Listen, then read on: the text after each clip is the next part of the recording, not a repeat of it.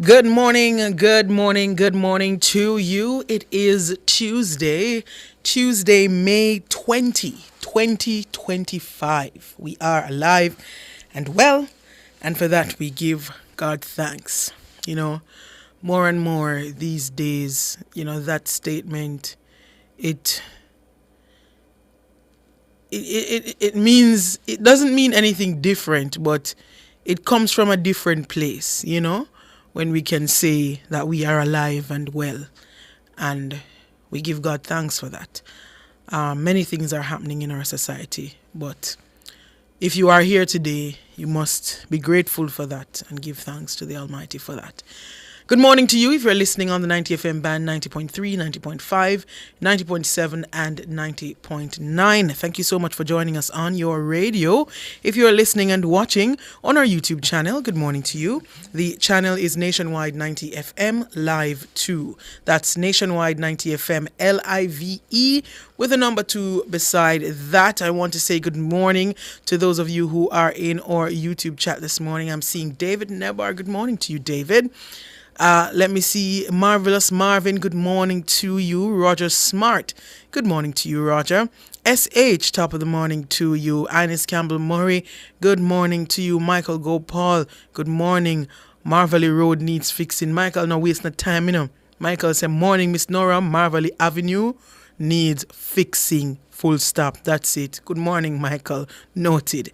Monica Callum, good morning to you. Let me see who else is there in the YouTube chat. Sonia, good morning. Monique Hunter, good morning to you. Errol Townsend, good morning to you, Sir Errol. Anissa White, good morning to you. And Shirley Augustine, good morning to you as well. Ryder 40, good morning to you. And all those over there on YouTube, top of the morning to you. Thank you so much for joining us on the YouTube platform. If you're listening from our mobile app, which is available for free on the Google Play and the Apple App Store, good morning to you. And those on our website, the Listen Now option there, top of the morning to you as well. Thank you so much for making it Nationwide 90 FM. I'm also live on TikTok, Nora Gay Banton. You can search my name there. You can find me on TikTok. Good morning to the peeps that are joining me on TikTok. This morning, inside the Consumer Hour, we will have the phone lines open for you. If you have any... No, we don't have the phone lines open for you this morning. We have We Drive for you. Yeah, so this morning we will have We Drive for You, program brought to you by the Transport Authority. All right, so inside We Drive for You, we are going to be speaking with the communications coordinator at the Transport Authority, Miss Charlene Hamilton. And this morning, we're talking about the appropriate dress for taxi operators. Yes, there is appropriate attire for taxi operators. And this is something that I don't think is observed very well. A rule that is observed very well by some of our operators. But if you didn't know, we're here to let you know. Good morning to you, Miss Hamilton. Good morning, Nora. How are you? I am doing good. How are you? Awesome. Good. All right. So, taxi operators, I think, generally, they just, put on what they feel like and come on the road. I must quickly say, though, that there are some, especially the more mature ones, who you will see them in maybe a short sleeve button up and a pants, and that's their regular attire for the day. But across the board, most times, it's just what I got on. That's what I got on. But there is appropriate attire for taxi operators, and I'm going to allow you to go into what is the standardized uniform required for taxi drivers. Before I get into that, Nora, let me just attest to the fact that, yes, you are right. Persons sometimes just get up and they go as they please, and they Yes. go as, and present themselves in whatever they have. However, taxi drivers do have specific uniform requirements. For Hackney Carriage, for example, they can wear yellow, blue, or white polo or Oxford shirts, along with navy blue or black trousers or jeans. The route taxi drivers, on the other hand, they follow uniform guidelines that are set by their respective taxi associations. Now, these associations, what they do is to get their uniform shirts, whether it's polo or Oxford shirts, and they submit them to the transport authority for them to be properly approved and officially gazetted. Once the uniform shirts are approved, the drivers can wear these shirts with navy blue or black trousers or jeans. So, yes, you alluded to some of the operators, they are well dressed. Yes. They're properly dressed, they're clean, they're tidy. So we don't want things like ripped jeans, brightly colored pants, exposed undergarments. They're wearing the merinos without a overshirt. And also, some of them do wear flip-flops. These are not a part of the uniform and not to be allowed. And I must also say that, especially in some of our rural areas where they have the associations, the different taxi associations, you do see them in their shirt, their branded shirt, and a jeans pants or a pants. So yes, especially in some of our rural areas, you do see the taxi operators in their uniform shirt and their pants. But I would say the most unruly ones may come from the corporate area. Am I correct? Nora, you're not going to tie me up into that one. No, man, I will say it for you. I will say it for you. Because they exist all over, and that is why it is important that we put the message out there. Yes. So persons can understand that the uniforms are standardized and, dress appropriately. You're carrying the commuting public just appropriately. All right. You went into some colors just now. I noticed you said some different colors for the Hackney Carriage. Let's just go through those and establish them. All right. So, like we mentioned earlier, the Hackney Carriage drivers have to wear shirts in blue, yellow, or white. Blue, yellow, white. So, yeah, those are the chosen colors, and they can be paired with dark navy blue, or black trousers or jeans. So that's a blue, yellow, or white, like polo Blue, or button-up? yellow, or white.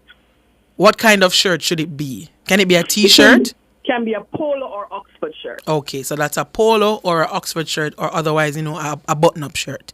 It cannot be a regular T-shirt. Shouldn't be. No, shouldn't be a regular T-shirt. And for our route taxi operators? Route taxi operators, as we would have spoken about earlier, the different associations would carry their different uniform shirts, whether it is polo or the Oxford shirt. And their shirts are going to be the logo of the taxi association will be affixed to the shirt. So therefore, each taxi association has its own uniform, and the drivers would adhere to that standard based on the requirements of joining the taxi association, which their uniform is a part of it. And is there any instance where the association does not necessarily have a uniform? What is required in that case? All right. For the taxi associations, it's a part of the initial requirement for them to be a registered taxi association. I see. One of the requirements is that they have to submit what their uniforms are going to be looking like. Okay. So it's non-negotiable. I see. So you must have a uniform if you're a part of an association. You must have a uniform, and even when at the initial part of them signing up to be a taxi association, they have to submit that sample of their uniform shirt to the transport authority so that it can be approved and subsequently gazetted. And what it does, Nora, when they have their respective uniforms, it makes for easy recognition and it adds some more professional appearance. True. Yes, it does, and I might even add that for one would feel a little bit more relaxed, a little bit safer if I when I go into a taxi and I see a taxi operator in a branded shirt with True. with the name of the Right. association, and he's properly Right. attired. Sometimes it helps with how you feel going into a taxi. So yes, indeed, it does help. Now with the supplying of these uniforms, do they come to the transport authority, or where do they go? How are these supplied? Okay, so some taxi companies sell the uniform shirts directly to their drivers, while others just give them the guidelines on where to get the right shirts, whether it's polo or Oxford shirts, and how the company logo should be placed. Technically, drivers who really aren't part of a taxi company usually have to get their own uniforms, making sure that they stick to the approved colors and standards. The route taxi drivers, their associations would provide the shirts, but there's usually a cost involved. So in the end, it's mostly up to the drivers to buy their uniforms and keep them in good condition, Yeah. clean and tidy. And that's fair. It's like you're buying your work clothes, because if you Right. if you were Exactly. working in an office, you would have to go buy your clothes to go to work. So it's just Exactly like so. purchasing clothes for work. You purchase, a 5 or 6 shirt, you buy like an extra one. Yeah, you mix the colors if you're a Hackney carriage, or if you have a route taxi, you buy your shirt them and look appropriate on the road. We are almost up on the break, but I want to know, Miss Hamilton, if you can talk to me. I don't see it here, so I'm asking you if you can talk to me about how the Transport Authority is enforcing this. How are you ensuring that our taxi operators are adhering to these rules, and if there is a penalty if you don't? We'll take that after the break. So,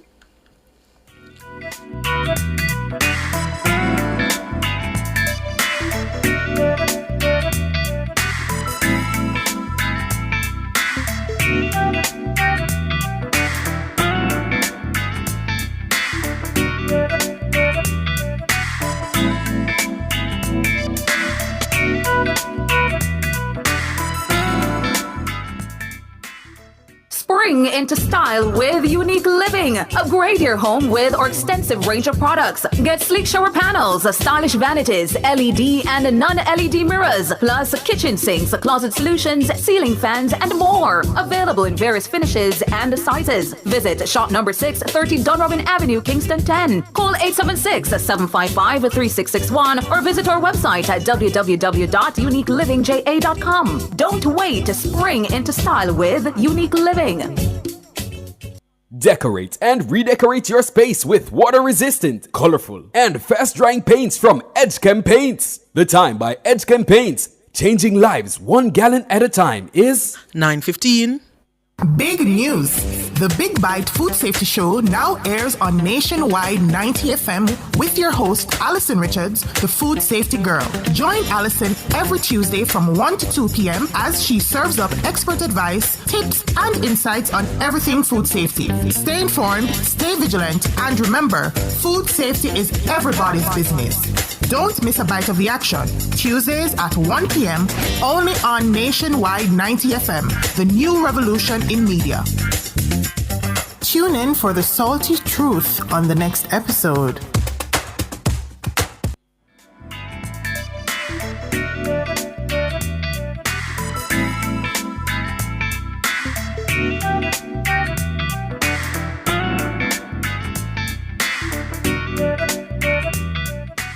Good morning, good morning. You're back here inside the Consumer Hour on Nationwide 90 FM.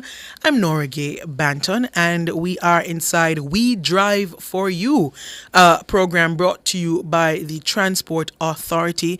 We are speaking with the Communications Coordinator at the Transport Authority, Miss Charlene Hamilton, and we're talking about the appropriate dress for taxi operators.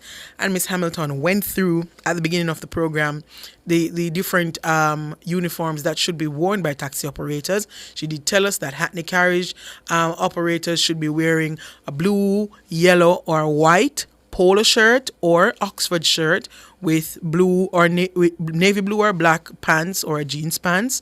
And the route taxi operators, they have their different associations, so they should be in their association's uniform shirt, which is usually an Oxford shirt with the logo on somewhere on the chest area, and then the pants, blue or black, navy blue or navy blue or black pants and your jeans pants, right?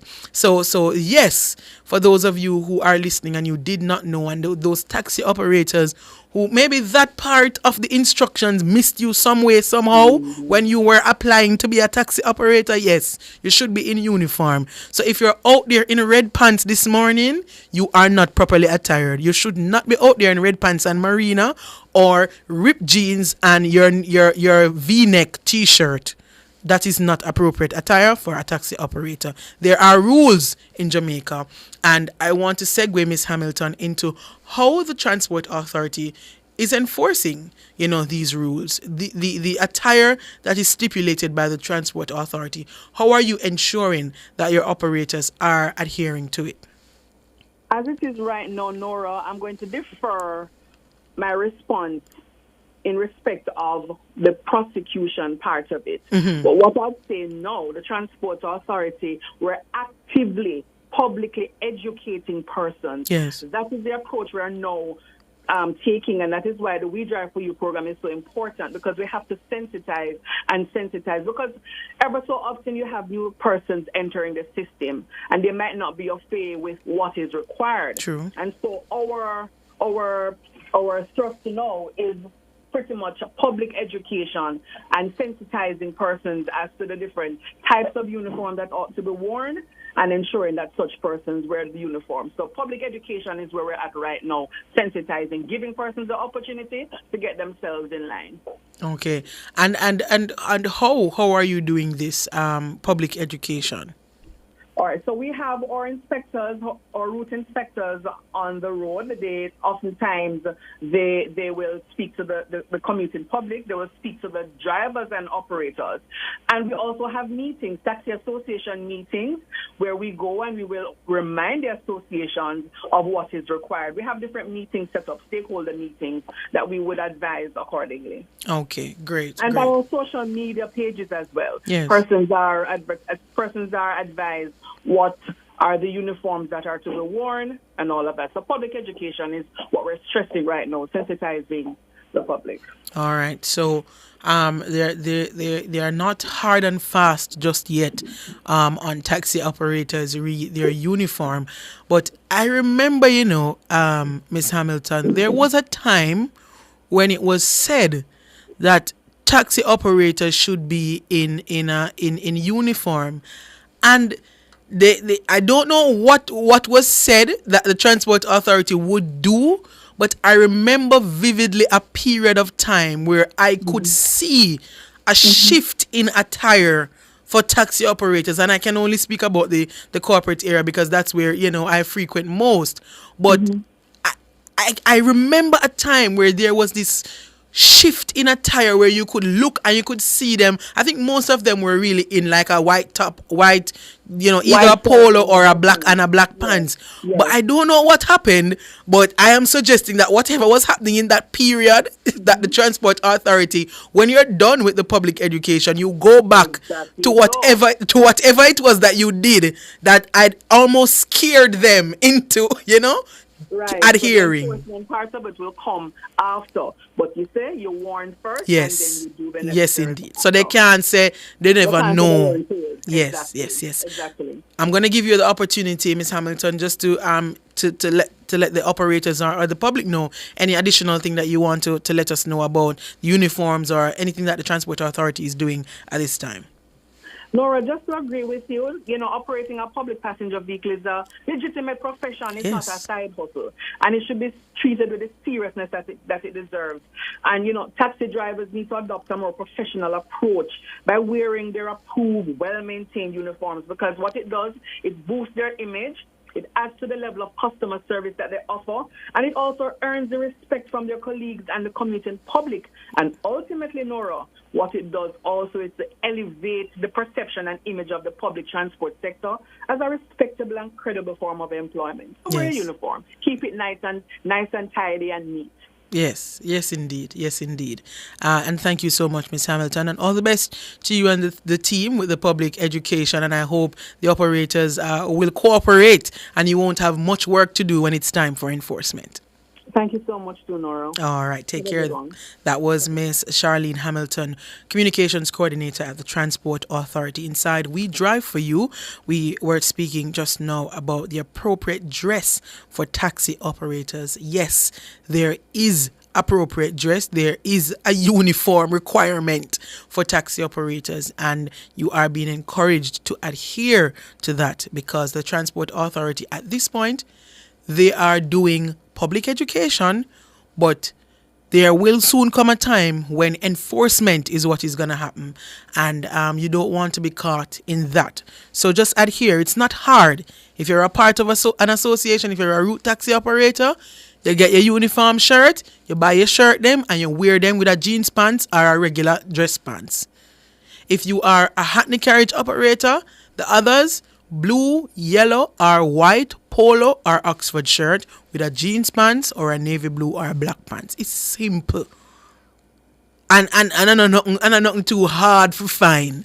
Polo shirt, easy for fine. Oxford shirt, easy for fine. And nothing too hard. So just adhere, have some respect for yourself, your attire and your profession, and just do it properly. We are gonna take a break now here in the Consumer Hour. The next thing you will hear is Inside Customs, and then we will come back with some of your calls.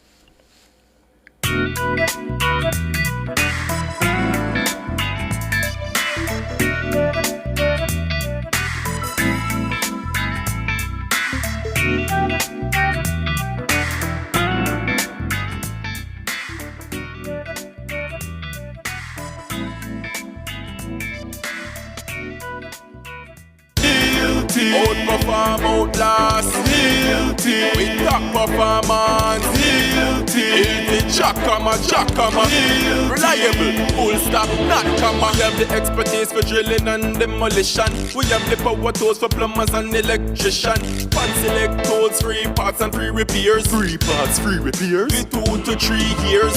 Hilton, available at Delta Supply, 106 Hagley Park Road. Call us at 876-302-6111-4. Delta Supply, we service what we sell. In Jamaica, your rights are protected by our Constitution. From the right to education to freedom of expression, every citizen deserves respect and dignity. But remember, with rights come responsibilities. Let's uplift and respect each other and stand against injustice. Together, we can make Jamaica a better place for ourselves and future generations. Know your rights. Embrace your responsibilities. This message was brought to you by the Ministry of Legal and Constitutional Affairs. The environment takes center stage this Labor Day, Friday, May 23, under the theme, The Environment, Our Land, Our Duty, Our Future. Play your part in preserving our environment. Put some voluntary labor into Labor Day in your community, anywhere across Jamaica. Jamaica Nice, protect with paradise. Big news! The Big Bite Food Safety Show now airs on Nationwide 90 FM with your host, Alison Richards, the Food Safety Girl. Join Alison every Tuesday from 1 to 2 p.m. as she serves up expert advice, tips, and insights on everything food safety. Stay informed, stay vigilant, and remember, food safety is everybody's business. Don't miss a bite of the action. Tuesdays at 1 p.m. only on Nationwide 90 FM, the new revolution in media. Tune in for the salty truth on the next episode. Pulled back here to Liamalu, lets it run. European Champions League history will be created on Saturday, May 31. Marino into Saka, brilliantly when Nationwide 90 FM takes you live to the Allianz Arena in Germany for European club football's big night out. The Bayern Munich Stadium in Bavaria will be the staging ground for the last stand. Lamine Yamal skips away from Mkhitaryan. Oh, that's brilliant! The final battle to determine the best on the continent. It is Declan Rice. Oh! Absolutely unstoppable! The Champions League final is live on Nationwide 90 FM, Saturday, May 31, and it's brought to you courtesy of the Amber Group, pioneering innovation. And any bet, your best bet. Dembele has other ideas. What a chance! What a goal! The game can also be seen live at Carib 5. Tune in to Cliff Hughes Online from 10 a.m. to 1 p.m. as we broadcast from the Ministry of Agriculture's Investment Forum, Thursday, May 29th, 2025, at the Jamaica Conference Center. The Investment Forum is one of the many events during National Minerals Week 2025. The Investment Forum, with keynote speaker Honorable Floyd Green, focuses on investment incentives and sustainability. We will broadcast live from the event, giving listeners island-wide front row access to Jamaica's mineral future. Don't miss us as we unearth the possibilities. So tune in to Cliff Hughes Online, Thursday, May 29th. It's the Ministry of Agriculture's Investment Forum at the Jamaica Conference Center. Catch the live stream on our YouTube channel at Nationwide 90 FM Live too. All this and more only on Nationwide 90 FM, the new revolution in media. This broadcast is brought to you by the Ministry of Agriculture, Fisheries and Mining. Spectrum Insurance Brokers provides quality insurance coverage and risk management services. The time by Spectrum Insurance Brokers Limited, setting the industry standards, is... It's 9:28.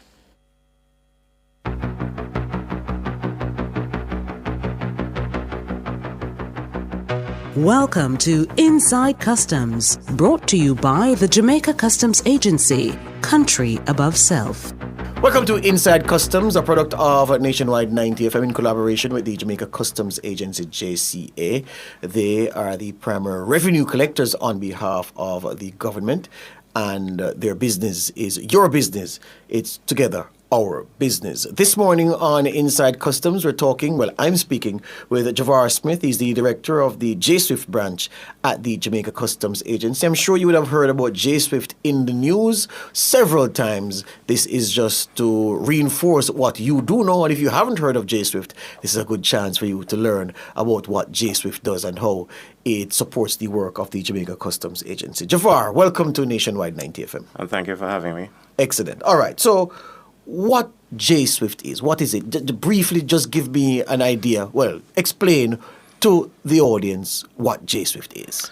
All right, so J-Swift is a government platform that was conceived out of a trade facilitation agreement, right? It is a platform that allows importers, exporters to apply for the necessary licenses, permits, certificates, trade-related documents required for whether it is the import or the export of various commodities. Mm-hmm. So the acronym J-Swift, broken out, what does it mean? So it stands for the Jamaica Single Window for Trade. Jamaica Single Window for Trade. So that's where they get J-Swift from. It's a good one, because sometimes you hear some acronyms I really don't connect to what J-Swift does. All right. How does J-Swift work? All right. So as I mentioned, J-Swift is an electronic platform. And behind the scenes, there are a lot of moving parts, right? It is I'm going to get a little technical. Yeah, man, no problem, man. We work it out. So it is a 3-tier technology application, right? You have the web component, which our users, whether you're a trader applying for permits or assessor or an officer within the government entities processing these applications, right? You have that web component that persons would interface with. You have the middleware component where the business logic, the rules, the conditions for the various processes are executed. And you have the data component or the database component where all this information is stored, right? So there are a lot of moving parts. There are integrations with other government services, whether it is for identity validation, company validation, etc. So all these services put together to form that electronic platform that our users interact with on a daily basis. All right. So how we do do inside customs, you would know, is that we provide the information in a way so that if someone is listening for the first time, they can understand clearly what we're saying. So within what you said, who drives J-Swift? All right. So when the initiative was conceived, Jamaica Customs Agency was tasked with executing the implementation of them.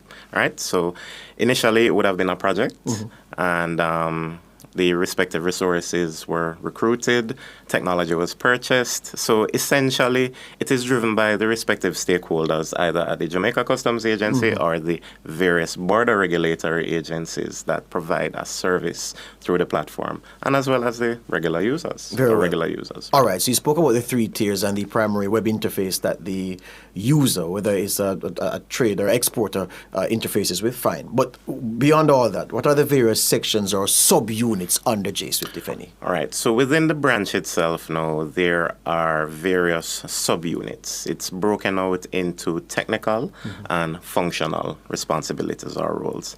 So on the technical side, you have your systems administrators, your network administrators, your database administrators.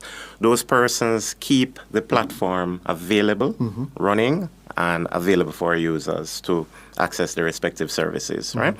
Now, on the technical side as well, you have our quality assurance subunit. They are responsible now for the testing of the software that is developed by our developers, our software developers, Java developers, who also form a part of the technical team.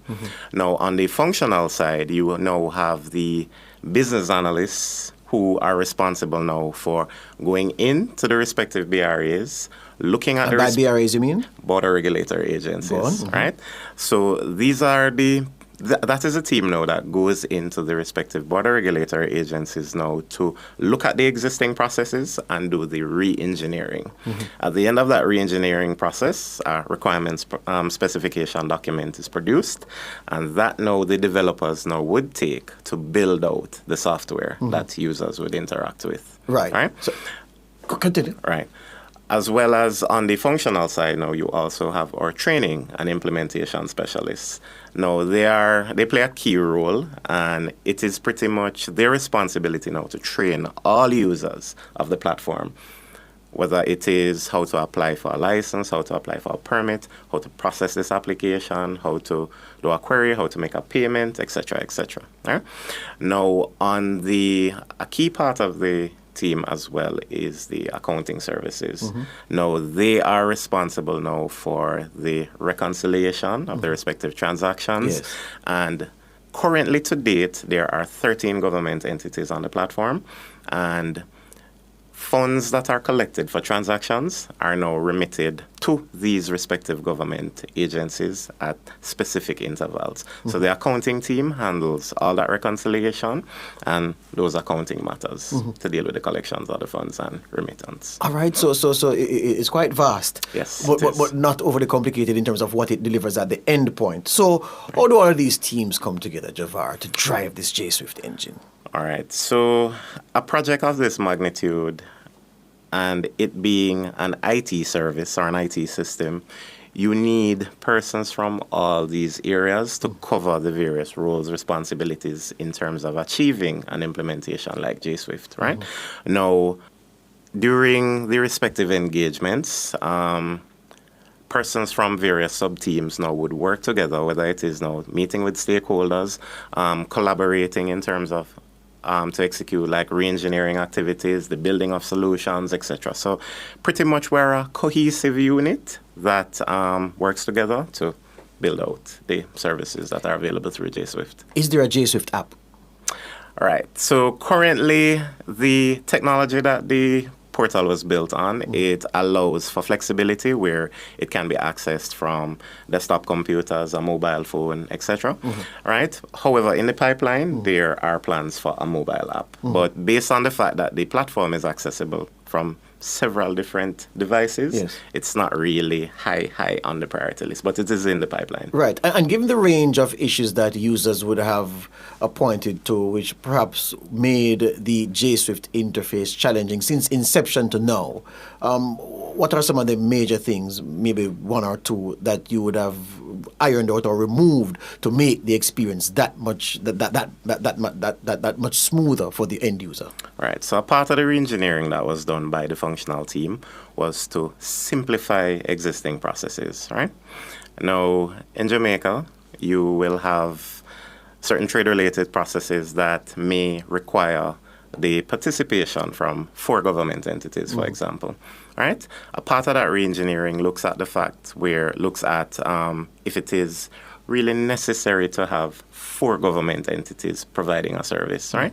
Okay, fine. It is critical that there are 4 entities providing this service. All right. What then happens now? They look at the process on the whole, they look at the requirements, right? And one of the key functions is to simplify the process, identify all the requirements, right? Ensure that our users submit their documents only once, pay once, and then they can follow up or check on those applications now through the platform, irrespective of how many entities are involved. So the platform allows for collaboration between the various government entities providing the service. Right. Give me an idea, because of course I'm not exporting anything or importing anything major, Right. so I would interact. But here's the thing: right. When people interface with JSwift and interact over time, because they're in the business of export-import, right. Is there any portion of the data that they input into JSwift that is kept by JSwift? Meaning that, I mean, if I'm importing TVs this time, stoves next time, fridge, I have to put in the different documents for the different items, different quantities, and the tracking information. But is there certain information about me that JSwift keeps? So I log in, it knows it's me, I have a record of transactions. Does it facilitate that, and does that help the user experience at the end? All right, so that's a very good question.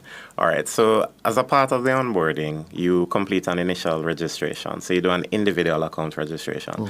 After that, you would associate yourself with your company. So whether you're the director, etc., you associate yourself with your company. The verification checks are done to confirm that you are who you are and you are associated with said company.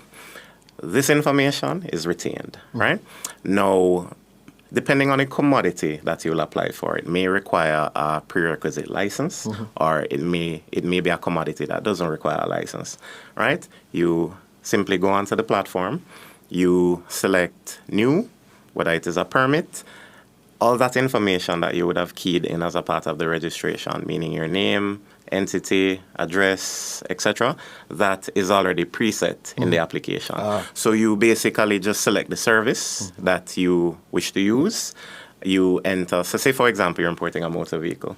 You would select that you're an individual importing a motor vehicle, right? You new motor vehicle permit, enter the details for the vehicle, attach the supporting documents, whether it is the invoice, the title, etc.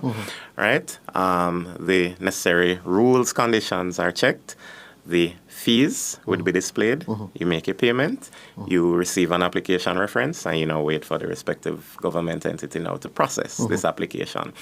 If along the way of processing, additional information is required by the BRE to facilitate the processing through the same portal, that BRE now can send you a message, hey, can you provide these additional details? You can respond, and you can submit, and the processing continues. Excellent. Right. Just like that. Jafar Smith, that. Director of the JSwift branch at the Jamaica Customs Agency, JCA. Thank you for your time this morning. And thank you for having me. Excellent. That was Inside Customs.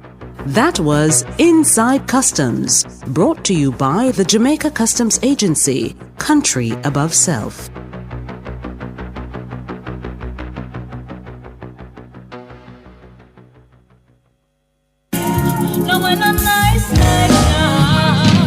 The environment takes center stage this Labor Day, Friday, May 23, under the theme, The Environment, Our Land, Our Duty, Our Future.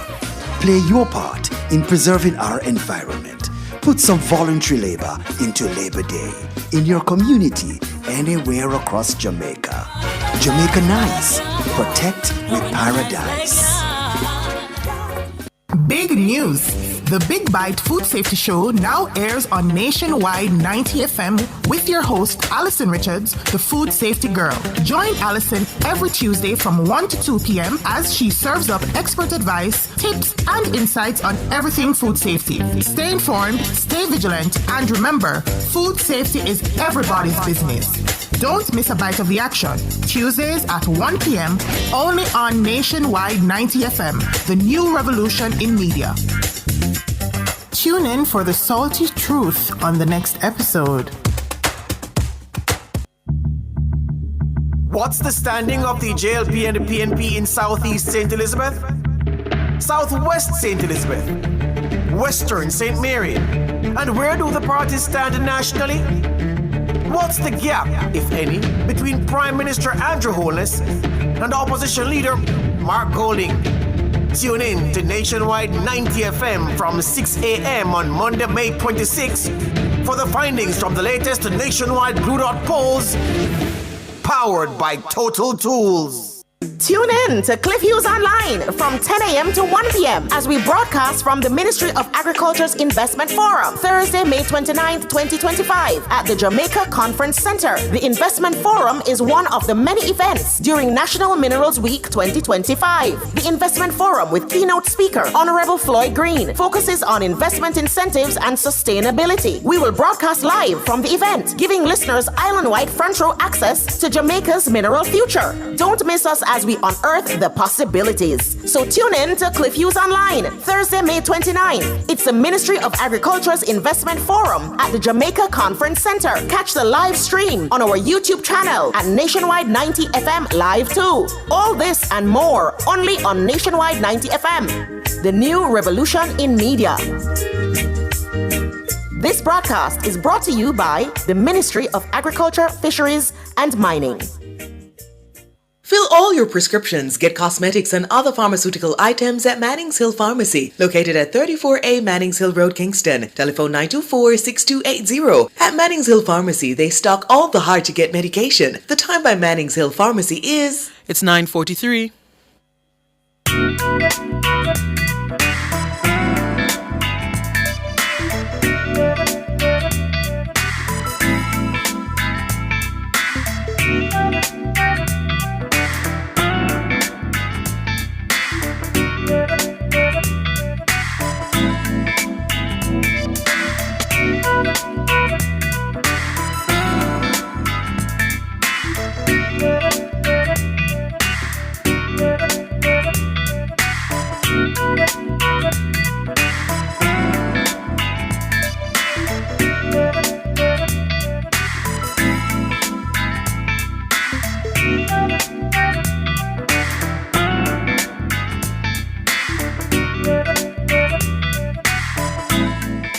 Good morning, good morning. You are back here inside the Consumer Hour on Nationwide 90 FM. I'm Nora Gay Banton, and we are going to open the phone lines. We're going to take your calls. If you have any consumer-related matters, you can give us a call. The numbers to call, 876-630-9371 to 4, or 618-8255. I was just, having a conversation with the people, conversation, can they talk back to me too, on my TikTok live about, what is happening in our society now where our children and women are concerned, and the recent cases of abuse and it just brings into focus the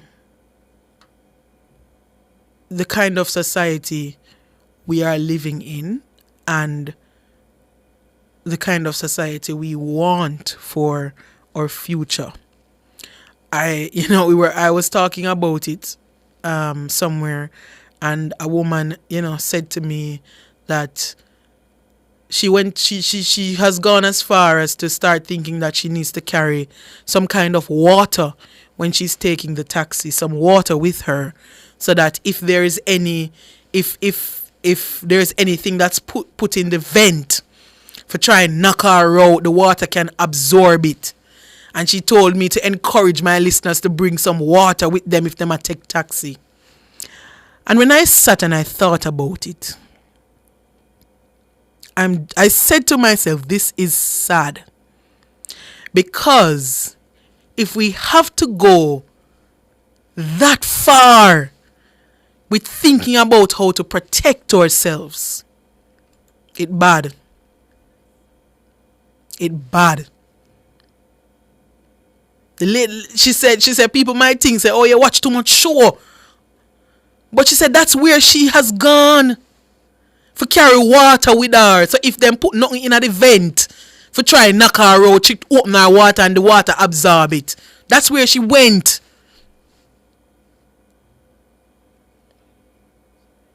It is very sad that this is where we are. And we must start training our children to be kind people, to be respectful people. And notice I'm saying people because abuse is across the board. Our boys must be trained to be respectable, kind, protectors.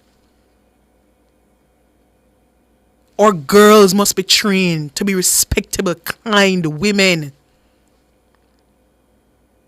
We have to start.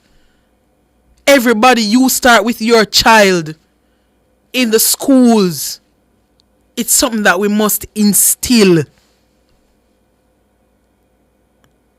Because these men were boys once, you know. They were boys once. And I don't know what could have caused you. I don't know what could lead you to think that rape is something that you can do. I don't know. But we must start with the children as small as they can understand. Make them know. Who do we have on the line? Anna, here you know, Kevin. Colin, good morning. Nora.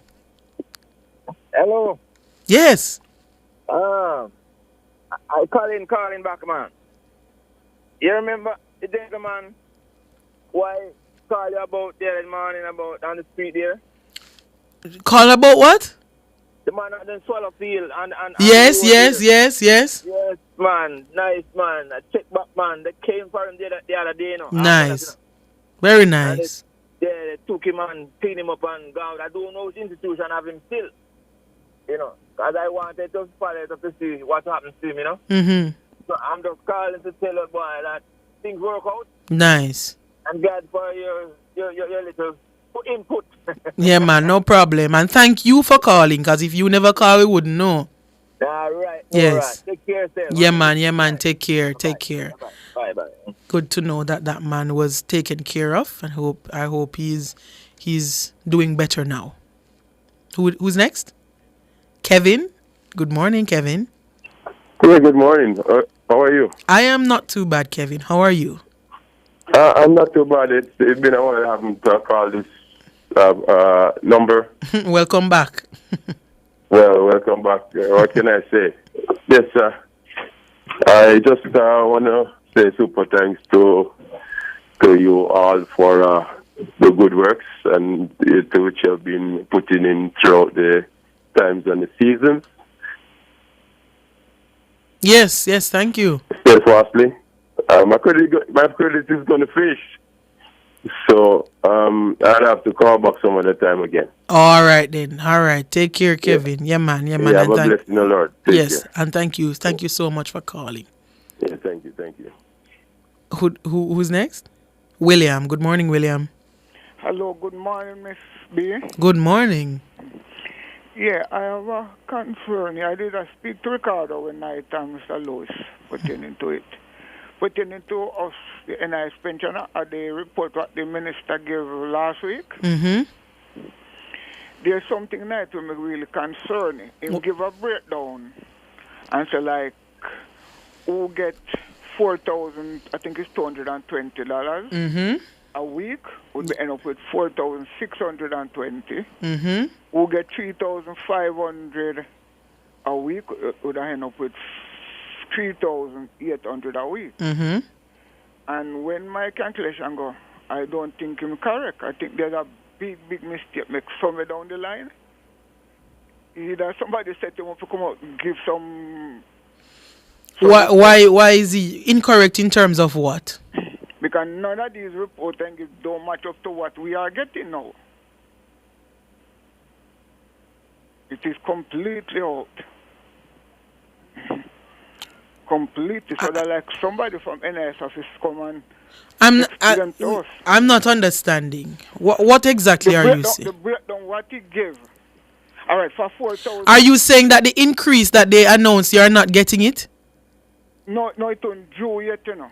Right. Right? But I am saying, the what him say we are getting now is not right. It's not correct. What, is it lower or higher? It's lower. It's lower one we're getting now.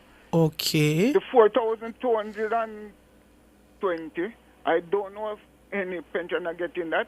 The 3,500 at the time now, that would be, I don't know if anybody get that. Because my understanding, you get it in 3 different categories. You get the full pension, 3/4 and half. And the report what he gave, no much. How are you calculating it? How are you calculating it, William? All right, for instance, let me give that quick. He said those who get in 3,500 now a week would get 3,800. Yes, and you're saying nobody's getting 3,500 per week now? Right, because that would be 14,000 a month. Because you get it by the month, you don't get it weekly again, you know. You get it month now, but then work it up by week. Mm-hmm. So I don't know nobody right now who getting 14,000 now. And that would be the 3/4 one. And the full one, when say 4,200 odd, I don't know nobody getting that now. It's more than that. Well, maybe during MLSS and you, we will need the minister or someone from the ministry to come and explain. But I highly doubt that in such a presentation about pensions and a sectoral presentation, the minister would come and give incorrect figures re-pension. I highly doubt that's something that would be checked, properly checked and assessed, William. So, Miss B, yes. I tell you something, you see? In my one now, you see? What him say I would get for the mother say me get in the 3/4. Yeah, right? What he said. Mm-hmm. The increase, what him say would have gone on it, is that would I get. Is that you're getting now? That's what you're saying. Right. And so William, let me ask you something. Right. Yeah. Since you've discovered this error, yeah, have you made any attempt to reach out to get an explanation? Well, instead, other than calling nationwide. No, me never get to them. I was trying, but me never get to them. No, how you try? I call down there, but me never get into. Oh. I see. Right, because I don't want somebody to explain to me how they reach at this figure. I see. I suggest you try again. I don't know when we will get the ministry to come on. So I suggest you try again and call them and see if they can explain it to you. Yeah, but if me alone here, what about them? Yeah, man, I understand that. But as I see it, now you're the only one who called. So I'm not saying you're the only one with the concern. You're the only one who has voiced your concern. And so I'm giving you the options now to how you can go and call. But I would advise other people who... And I would advise them also to call the ministry. Yes. And you could call Nationwide to explain. Yeah, man, and you can call the ministry too and find an explanation. Yeah, I understand that. No, I'm telling you, I try it already. And I never get to the call recorded them one night. Yes, I understand. But I doubt it. I really doubt it, and I think if the presentation would have passed so long, and no official would have picked up that error, then Well, let me tell you, I explained to Ricardo. Yeah, man, I understand what you said, William. I get what you said. I totally get your explanation. But what I'm saying is, I doubt it. Do we have any other callers on the line? All right. Yeah, man. All right. Thank you, William. Boy, would that be a grave error? I don't know. There must be an explanation to what William is saying. It's a per week calculation, and he's saying, based on how him calculate it for the month, it now add up. Minister, I don't know. I don't collect pension, so I don't know. But I can't imagine the Minister of Labour and Social Security doing a sectorial debate presentation, announcing increase in pension and giving wrong figures. And to this day, there has been no correction. I find it strange, but I'm sure there's an explanation to what is happening here. That to what William is seeing. Maybe William is calculating it wrong. I don't know. But that's where we're gonna leave it for the consumer this morning. We are gonna make way now for Cliff Hughes Online.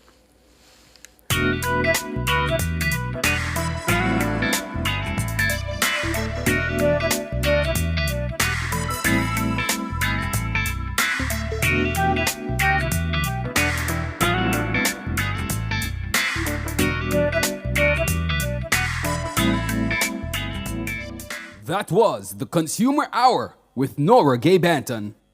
This Child's Month, the Design Studio is calling all young creatives and proud parents. It's the Kids Room Redo Contest, a 4-week celebration of creativity and color. Whether your child decorated their own space or you created a magical room just for them, we want to see it. Share photos, win prizes, and get featured on our show. Tune in every week this May to the Design Studio with Karen Booker from 1 to 3 p.m. for fun, inspiration, and winners. Enter now by sending your pics via WhatsApp to 876-280-6629. Let's make Child's Month bold, bright, and beautiful. Big news! The Big Bite Food Safety Show now airs on Nationwide 90 FM with your host, Alison Richards, the Food Safety Girl. Join Alison every Tuesday from 1 to 2 p.m. as she serves up expert advice, tips, and insights on everything food safety. Stay informed, stay vigilant, and remember, food safety is everybody's business. Don't miss a bite of the action. Tuesdays at 1 p.m. only on Nationwide 90 FM, the new revolution in media. Tune in for the salty truth on the next episode.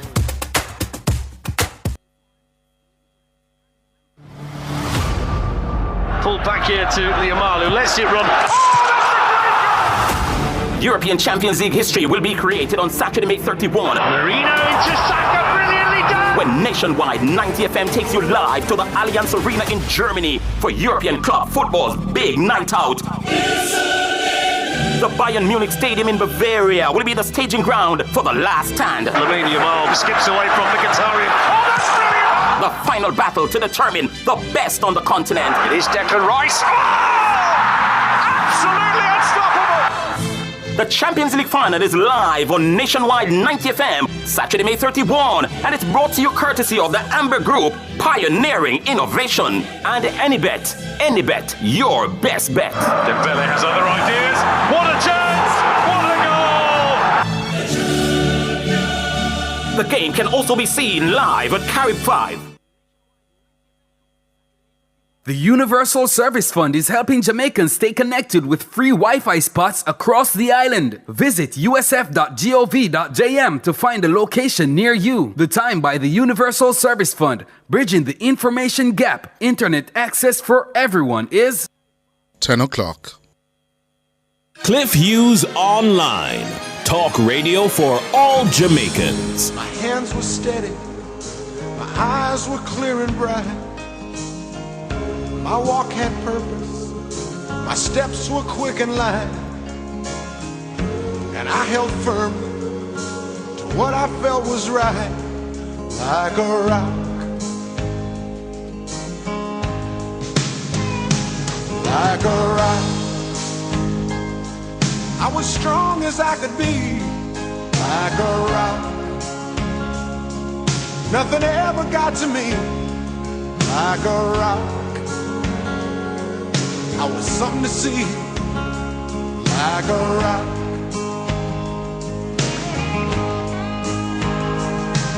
And I stood arrow straight, unencumbered by the weight of all these hustlers and their schemes. I stood proud, I stood tall, high above it all. I still believed in my dreams. Our phone numbers are 630-9371, 630-9372, 630-9373, 630-9374, and 618-8255. Or find us on Facebook at Nationwide News Network and follow us on Twitter at Cliff Nationwide. You can also listen to Cliff Hughes Online live on the World Wide Web at nationwideradiojm.com or via the Nationwide 90 FM app on your mobile phone. Now, here's your host, Cliff Hughes.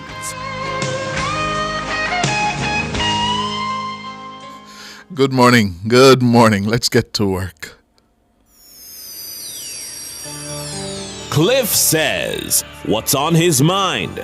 Unfiltered analysis and commentary. My hands were steady, my eyes were clear and bright. My walk had purpose, my steps were quick and light. And I held firm to what I felt was right, like a rock. Like a rock. I was strong as I could be, like a rock. Nothing ever got to me, like a rock. I was something to see. Good morning, good morning. It's a Tuesday morning. Tuesday, May 20, in the year of our Lord, 2025. And this morning, the news, the papers are all full of what the Observer is calling national rage. Yeah? Wicked, dirty man. A photograph on the front page of the Observer in reference to the protests yesterday against violence against women and girls, and in particular the protest of the nurses, where thousands of nurses all over the island, there are different parts of the island, yes, expressed their anger at what this placard says is a wicked, dirty man who physically assaulted a nurse last week. Yeah? It's a similar story on the front page of North Street's Gleaner. Boiling point. Nurses demand action to end violence against women. Enough is enough.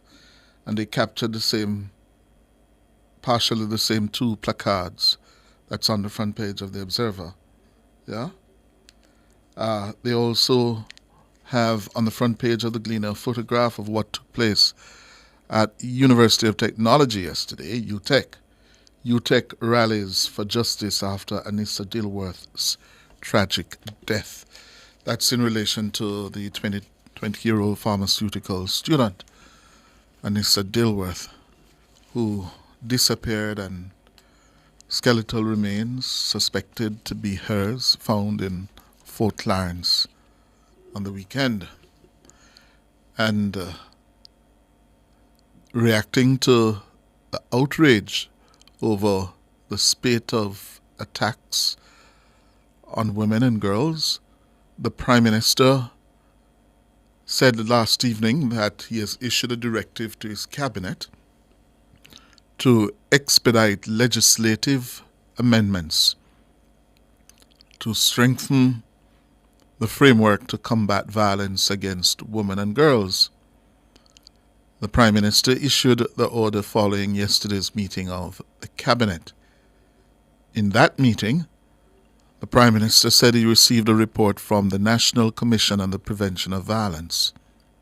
We noted that as organized violence in the form of murders and serious crimes is declining significantly, domestic violence and gender-based violence is increasingly a cause for concern. And as Prime Minister, I condemn these attacks on our women and children. Your government has been working on a comprehensive approach to tackle violence generally in our society, and we now have the report of the National Commission on the Prevention of Violence. This report will be reviewed by the Cabinet next week and thereafter shared with stakeholders and the wider public. The Prime Minister says the move forms part of his government's wider strategy to address violence through prevention, protection, and prosecution. And he noted that the directive follows growing concern nationally about the recent incidents of gender-based violence. I've also directed the relevant ministers to fast-track all pending legislation or policy that could improve the protection and security of our women and girls. Perpetrators should know that the government and the society speaks with one clear voice against violence. Prime Minister Holness, well, the day yesterday was quite busy with the demonstrations and the orderly protests and demonstrations.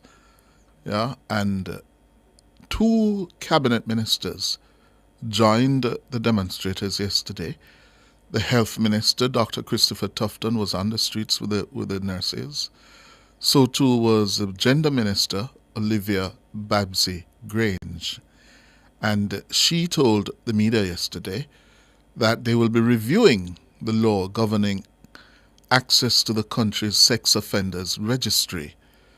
This is a moot issue where Jamaicans feel it is time that the process, the access to the registry be opened so that Jamaicans can know who are the sex offenders living among them. Yes? Here's what Minister Grange said yesterday. We're going to look into the act that governs the sex offenders. I remember when we were debating in Parliament about the legislation, there were those advocates who said that we must protect the rights of the offenders, although they are offenders. And therefore the registry was not made public, but the information can be accessed. But the ordinary woman and the little girl and the family do not understand the bureaucracy. They do not understand how to access these things. And so we have to make the information more available. So that's where we are.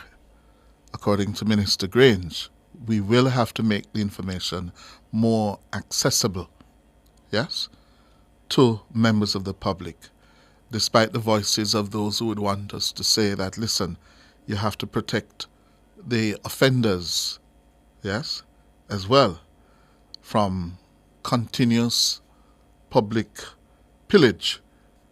Yeah? Grange called for an end to violence against women and girls, period. We want justice! We want justice! We want justice! We want justice! Today, I stand here with the Minister of Health. Today, I stand here with the Minister of State and the Ministry of National Security. Today, I stand here with representatives from the opposition. And I'm saying to you, it's not about politics. And no one must exploit the hardships that has women were going through and the violence that they are facing. We must be at one. And today we are here to show our support for the nurses and to show our support for women who are being abused and for girls who are being abused and who are being raped and being killed. Babsy Grange, Minister of Gender Affairs. We also heard yesterday from a lady who has been subject to a lot of public criticism based on her job as Executive Director of Jamaicans for Justice, Michael Jackson. And Michael weighed in on this issue of violence against women and girls.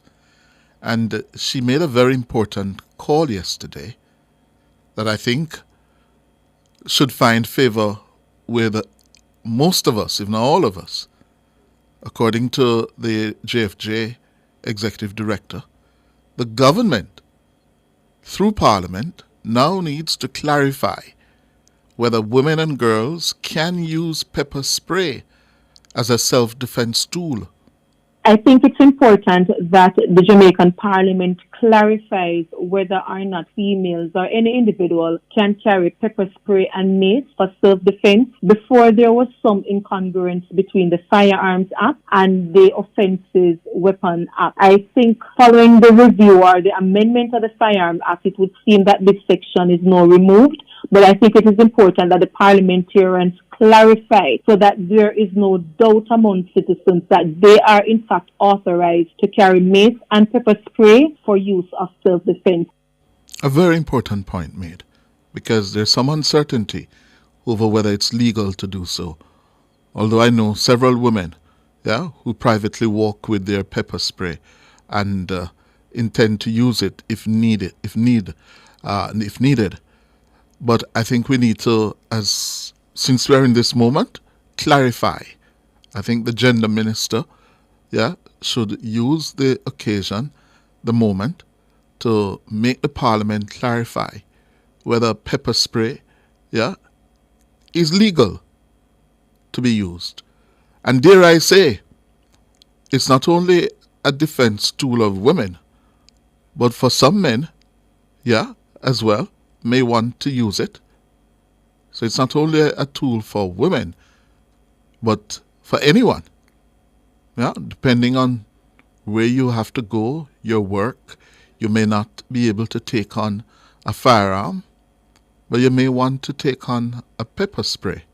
The Offensive Weapons Prohibition Act doesn't identify the use of pepper spray for personal protection as unlawful.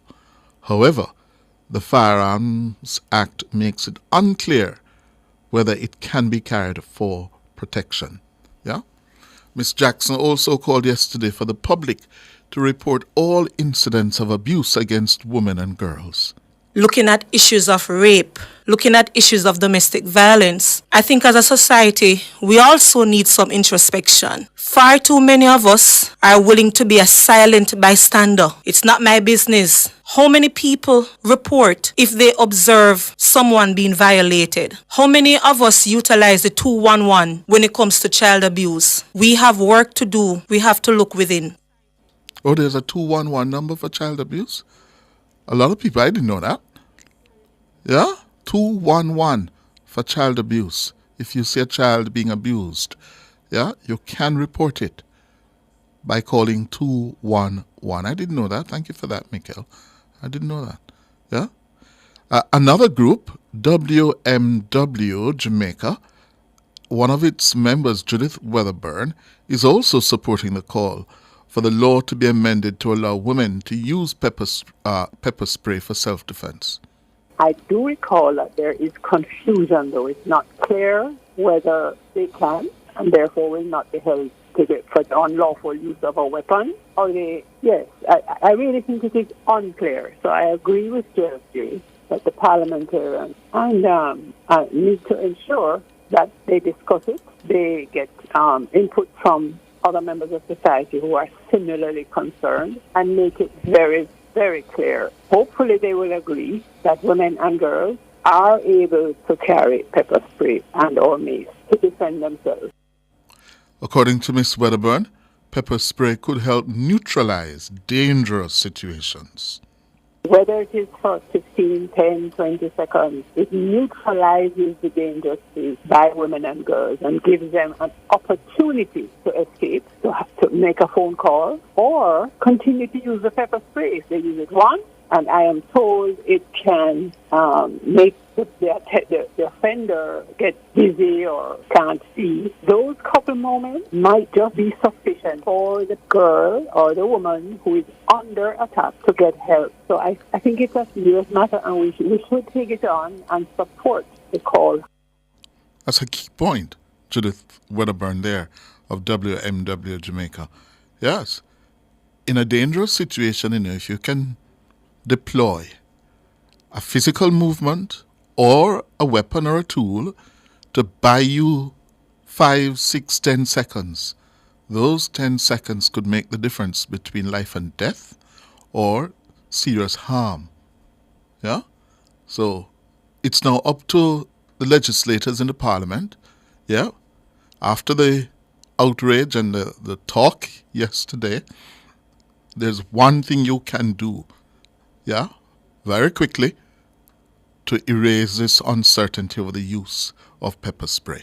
All right, get on with it, parliamentarians. Time for the break. My hands were steady, my eyes were clear and bright. My walk had purpose, my steps were quick. The Time brought to you by the Ministry of Science, Energy, Telecommunications and Transport. Fueling growth everywhere is 17 minutes after 10. Who shops at Creative Building Finishes? You, the homeowner who creates luxurious spaces with our floor and wall tiles. The contractor and builder who are convinced that our ceramic tiles are right for the job. The architect and designer who make dreams come true with our wood look and porcelain tiles. Superior customer service, knowledgeable staff, inviting showroom, and you get where this is going, right? Shop 5 Red Hills Road or call 876-929-5553. Get tiles, get Creative Building Finishes.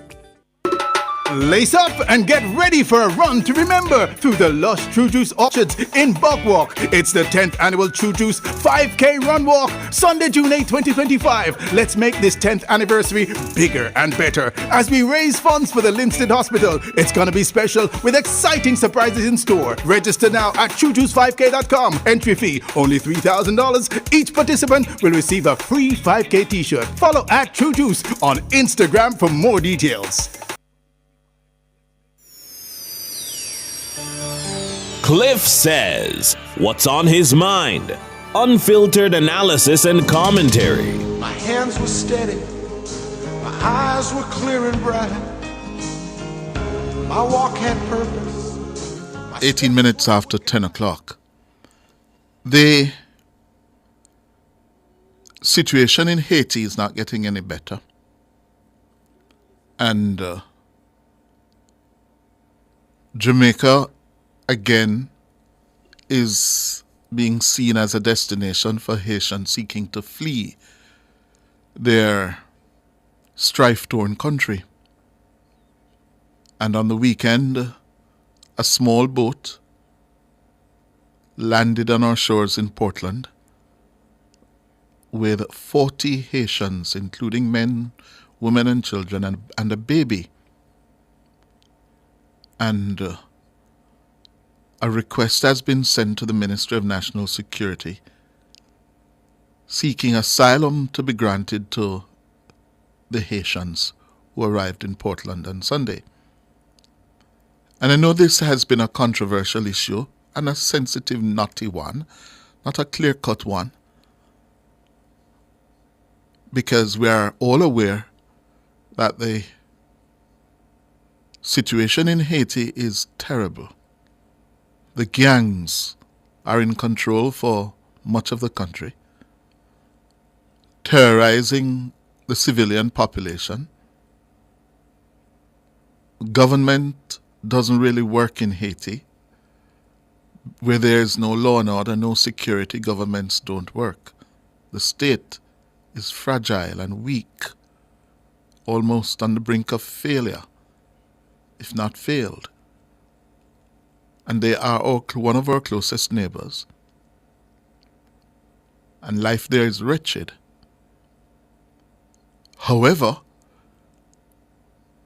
Jamaica has to be careful that we do not become a preferred destination for Haitians seeking to flee their country. Because what would that mean for our ability or capacity to respond to their needs?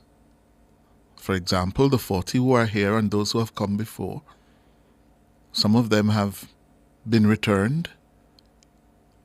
Some have somehow assimilated themselves under the radar in communities in Jamaica. Yeah, communities in St. Anne, St. Mary, Portland. Yeah, they have quietly assimilated themselves. But we are not in a very strong position to open our borders to the Haitians. The impact on our healthcare systems, social systems, would be stretched beyond capacity.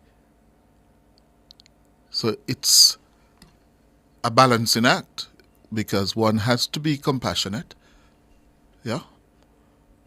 And we have obligations under international law, yeah, where people on the move are concerned, where they are fleeing persecution and violence. We have some international treaty obligations. But we have to balance that with our national needs and capacity. Well, this request for asylum to be granted to them has been sent to the Ministry of National Security. And that initiative is being led by the founder of Freedom Imaginaries, Marlene Allain, who said that the letter asking for asylum to be granted was hand-delivered. Freedom Imaginary sent a request to the Ministry of National Security and PICA, the Immigration Authority, requesting that the recently arrived Haitians be granted access to an effective and fair asylum procedure, and that they also be granted access to attorneys at law so that they can be informed of their rights and the procedures available to them. I have not received a response, but the letters were hand-delivered, and so they have been stamped with an acknowledgement of receipt, but no substantive response.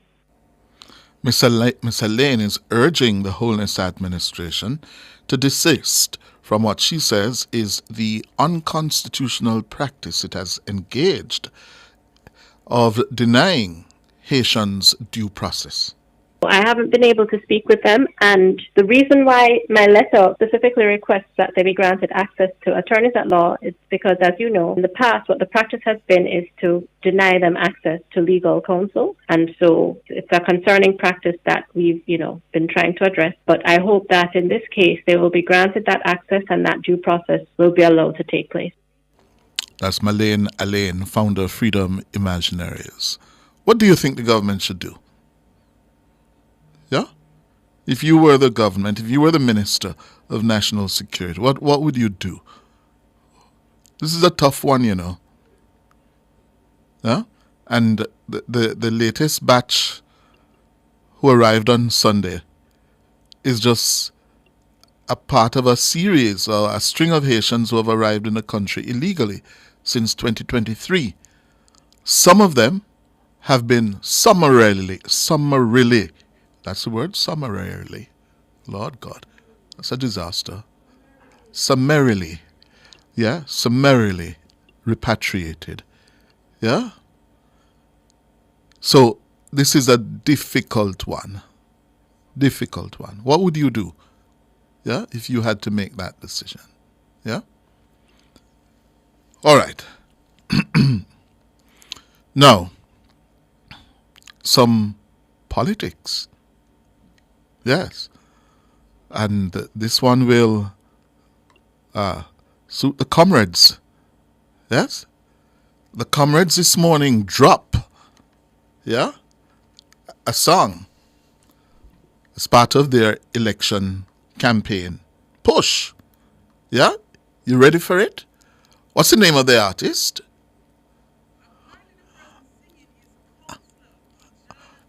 Oh, the artist is a counselor for the People's National Party. Yeah, Kijana Johnson from the Racecourse Division in Southwest Clarendon. Councillor Johnson is the artist. Yeah, and we have the video and the song. Yeah, and we're going to drop it for you. Yeah, let me hear what you think about this. Yeah, here it is.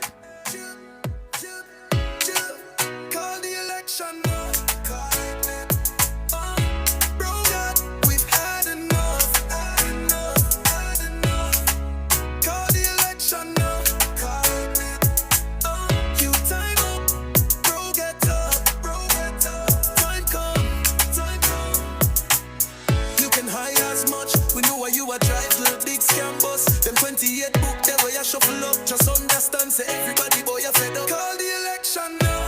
Call it. Bro, God, we've had enough. Call the election now. Call it. You time up. Bro, get up. Time come.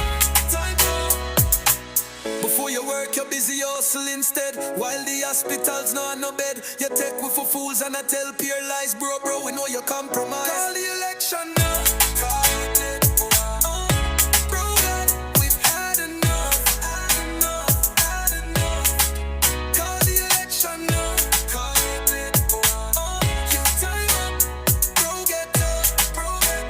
Time come. We've had enough. Believe me, you'll lose with trust. Time for justice. Your system corrupt. 9 years at this, we cup full up. Call the election now. Bro, God, we've had enough. Call the election now. Call it. You time up. Bro, get up. Time come. That is Time Come, done by Councillor Kijani Johnson of the Racecourse Division. And that's a tune. We're going to hear many more of these in the run-up to the elections. Yeah? I see the Labourites them going crazy on YouTube. The comrades them smiling. Yeah? Comrade Shane Mark smiling from ear to ear. Juliet Sanchez said, Cliff, stop wasting airtime. Oh, God. Mad Harry, or Mad Ham says, stupidness about 28 bank book. Yeah? Linda Ming song already. Trash, said David Nebar. Yeah? Adrian Bent says, boo. Viv snooze. Yeah? Maureen Khan loves it. She's smiling ear to ear. Yeah? Bubbles, 12:15 said PNP them are mad out. This is another example. Huh? Donovan Phillips says, Sir Cliff, we don't promote propaganda. Yeah, Lenora Cliff, nothing of relevance. Everyday chat that. Yeah? Oh, Captain J trash. Kiss me teeth, says Judith Leon. What is that? Yeah? We have another video for you from the campaign trail. This one is not a song. This is serious. And it is from the opposition spokesman on security, Mr. Peter Bunting, where he says if he returns to power as Minister of National Security, he's going to put certain people in short pants. Listen to this. And let me tell you, if I become the Minister of National Security again,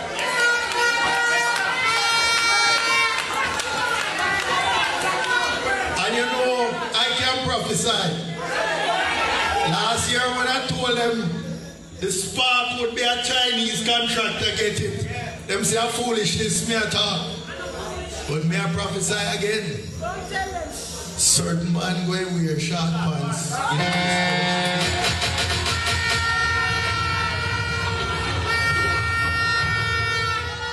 And I just want to close. Well, Mr. Bunting is prophesying that if he were to return, certain man going wear short pants. I think we need to remind Mr. Bunting that we still have the rule of law in this country, where under our system, he doesn't get to be judge nor juror. Yeah, he doesn't. Ministers don't, have that power where they decide they can lock up their political opponents. That is for some other countries, Mr. Bunting. And we don't do that in Jamaica. This is a country of law and order. It's a democracy, a functioning democracy. Yeah? Politicians, in particular ministers, what you're threatening to do is outside of the law. We don't do that in Jamaica. So Mr. Bunting again put him foot in my mouth. Can you imagine? Yeah? We have ministers deciding who wears short pants and who wears long pants. Is that what you're saying, Mr. Bunting? No. No, no, no. Time for the break. After the break, your calls. My hands were steady. My eyes were clear and bright. My walk had purpose. My steps were quick and light. And I held firm to what I felt was right, like a rock. Eclipse Enterprise is your go-to source for billiards, amusement machines, and electronics. Telephone 876-960-3891. The temperature by Eclipse Enterprise is... It's 29 degrees Celsius in Kingston and Montego Bay. The Ministry of Education, Skills, Youth and Information through the National Council on Education is calling on you to step up and serve as a school board member or chairperson. If you have management expertise, a love for nation building, and the drive to lead, this is your moment to help transform the education system one school at a time. Answer the call today. Visit nce.org.jm or email schoolboard@nce.org.jm to apply. Accelerate your career with the right ally. Mona School of Business and Management. Explore our suite of highly ranked, specialized, globally competitive graduate degrees, including our internationally accredited MBA program. At MSBM, we nurture critical thinkers and innovative leaders, placing our graduates in a league of their own. Join the community of trailblazers making an impact at home and abroad. Apply online today. Global knowledge, regional solutions. Our phone numbers are 630-9371, 630-9372, 630-9373, 630-9374, and 618-8255. My hands were steady. 26 minutes going up to 11. So let's have fun now with the callers. Alex, you're the first one up. Morning. Hi, morning, Cliff. Morning, sir. Yes, the political campaign is on. Yes, sir. We're looking forward to the counterpunch from the JLP. I would declare myself as a Labourite. No qualms with that. But I don't see myself as a tribalist. I interrogate the issues deeply and is willing to debate persons on an intellectual basis. Right. So what do you think, how you assess the song by Councillor Kijani? Well, what I would have hoped for by Councillor Kijani is to talk about some things where the JLP never do well, and then talk about what the PNP would have done well. Or what the PNP would have will do to make it better. I don't think the time come thing is really resonating well. Yes. Because time come to do what? Time come for change, but to do change what? To what? Yes. When you look at crime reduction, the last stats put out by the security forces showing 42% reduction. Time come from changing that to what? Changing that to what? Changing the Morant Bay Urban Center. Time come to change that to what? Because the urban center is there now. You see Boundbrook, has started. So change those things to what? The major infrastructure work. What are you going to change from those towards? The 10 years of no new taxes. What are you going to change those two to make education, health, and social security better? But Cliff, I want to hone in on economic independence and crime. Economic independence. Yes, economic independence and crime. Now, a lot of people, have been bashing the PM that, boy, the PM don't know him audience. When he goes to Denham Town or when he goes out to Darlistan or in Ramblin' Hanover, he's talking to the common man about economic independence and crime. But I am saying, Cliff, there's no way how we can separate economic independence and crime, because what the government being fiscally responsible has shown is that when you give being fiscally responsible and you give the police, the security forces, the resources necessary to fight crime, the space that is created for you to provide those resources, that is what has caused that this mass reduction over the last 3 years. And a lot of persons are not making that link between being economic independent and having the capacity to provide the security forces with the requisite resources needed to fight crime.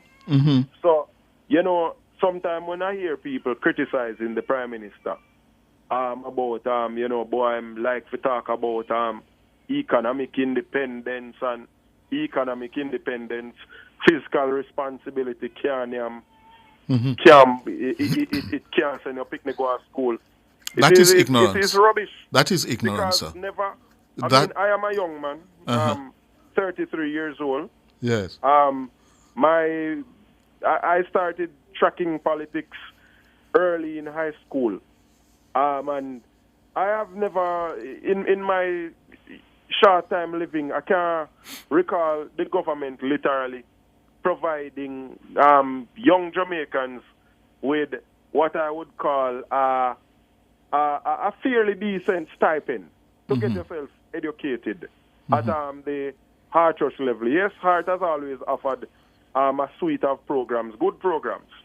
But if you're really interested now, you can really get a stipend to assist with your traveling and support. Yes. And even assistance to even start the business after you complete. And it is the government being laser focused and being physically responsible.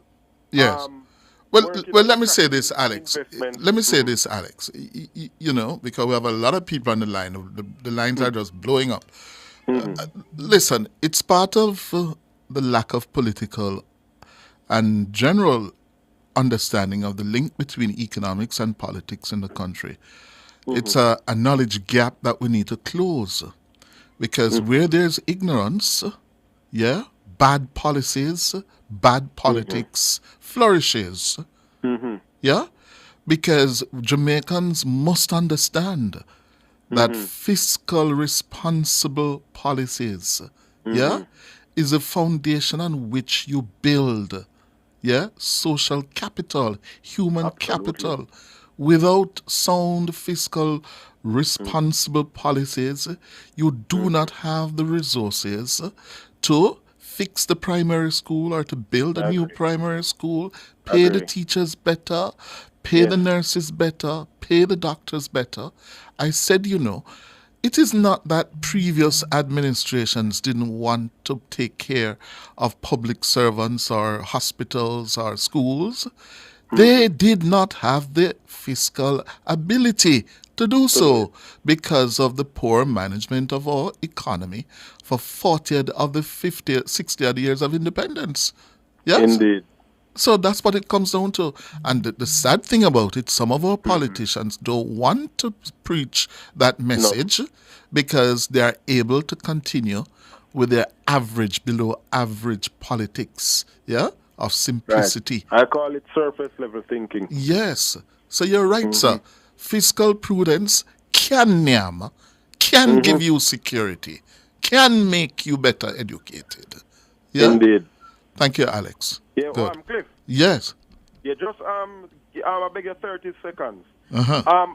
I think something that is left out of the discussion when we talk about the police and the extrajudicial killings. One, and I think JFJ has not drilled beneath the surface. So look at the fact that in recent time we have updated the firearm legislation where we now have mandatory minimum of 15 years. And what that has done is that persons who the police would hold on pan who are especially first-time offenders, and them can now go play and get a 3 year or 4 years. Those persons are no more daring because they know that they are likely to face long sentences. And this is just my theory that I'm putting forward, that what you're seeing, you have to see a lot more persons are daring and willing to challenge the police because of the 15-year that they might get. And that's all right, I have to run leave you, Alex. I have to give somebody else a chance. Yes, who's next on the line? And I'm getting quite a number of responses. A WhatsApp message here, read the issue of pepper spray. I'm going to read that for you a little later. And some other responses about Bunting's statement saying that the PNP did it before. They did it in 1976 under the state of emergency when they locked up several of their political opponents. We're not going back there, so you know, boss. We're not going back there. We cannot go back there where we lock up people because they belong to the opposition or to the government. No. Anyway, Kamla, morning. Good morning. Good morning. Hi. Good morning. So I'm having this issue and I'm hoping that you can assist me with it or help me to get some assistance with it. And my issue is with flow. Yes, ma'am. Go ahead. Yes, I had like over $3,000 worth of credit on my phone in January, and it just went away. So I contacted Flow to find out what happened to my credit. They have this system in place where you can't get to speak to anyone. So I was directed to a WhatsApp agent. The WhatsApp agent said, "Oh, I'm seeing that the credit was confiscated. You just need to top up to get the credit back." I'm like, okay, I need to top up to get the credit back. Yes. Topped up a few days later, didn't get the credit back. Went into a Flow store. The customer service agent said, "I do see where it was confiscated. I don't know why. I don't have the power to reinstate the credit. I am going to go ahead and escalate it." Some weeks later, nothing. Went back to the store. A young lady in the store said, "Oh, what happened is that you only get 24 hours now to top up your phone after your credit expires." So I'm like, "Oh, when did this change?" Flow hasn't sent out any notifications, anything to inform consumers that this change has been made. So when did this change? I know that you have 30 days after your credit expires to top up. As for supervisor came out All right, said, ma'am. All right, we do have the time this morning for a long story. So what is the situation now? So I cannot get any updates on my credit. When I speak to customer service now, they say, "Oh, they can't see further back than 2 months, so they aren't able to give me any information at all about what's happening with my credit. They can't see any communication, nothing of the sort." All right, so we are going to use our good offices. Yes, I'm going to ask you to speak with our producer, Nora Gay Banton, and give her the details, and we'll get them to Flow to see if our intervention will be helpful for you, ma'am. Thank you. All right, hold on for Nora. Time for the break. My hands were steady, my eyes were clear and bright. My walk had purpose, my steps were quick and light,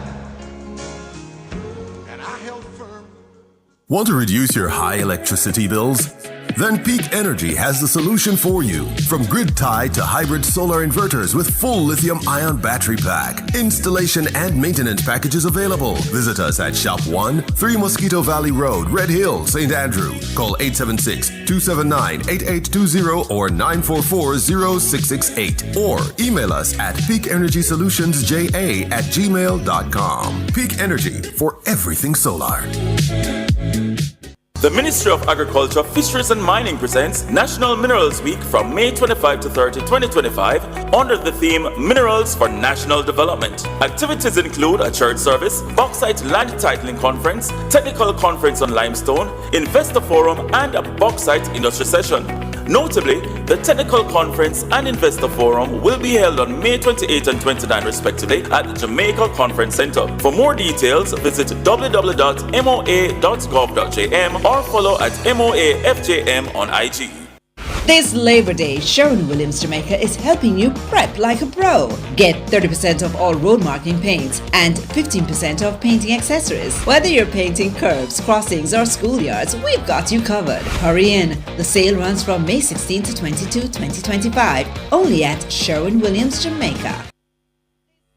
Our phone numbers are 630-9371. 630-9372, 630-9373, 630-9374, and 618-8255. My hands were steady, my eyes were clear and bright. My walk had purpose, my steps were quick and light. And I held firm to what I felt was right, like a rock. Like a rock. I was strong as I could be, like a rock.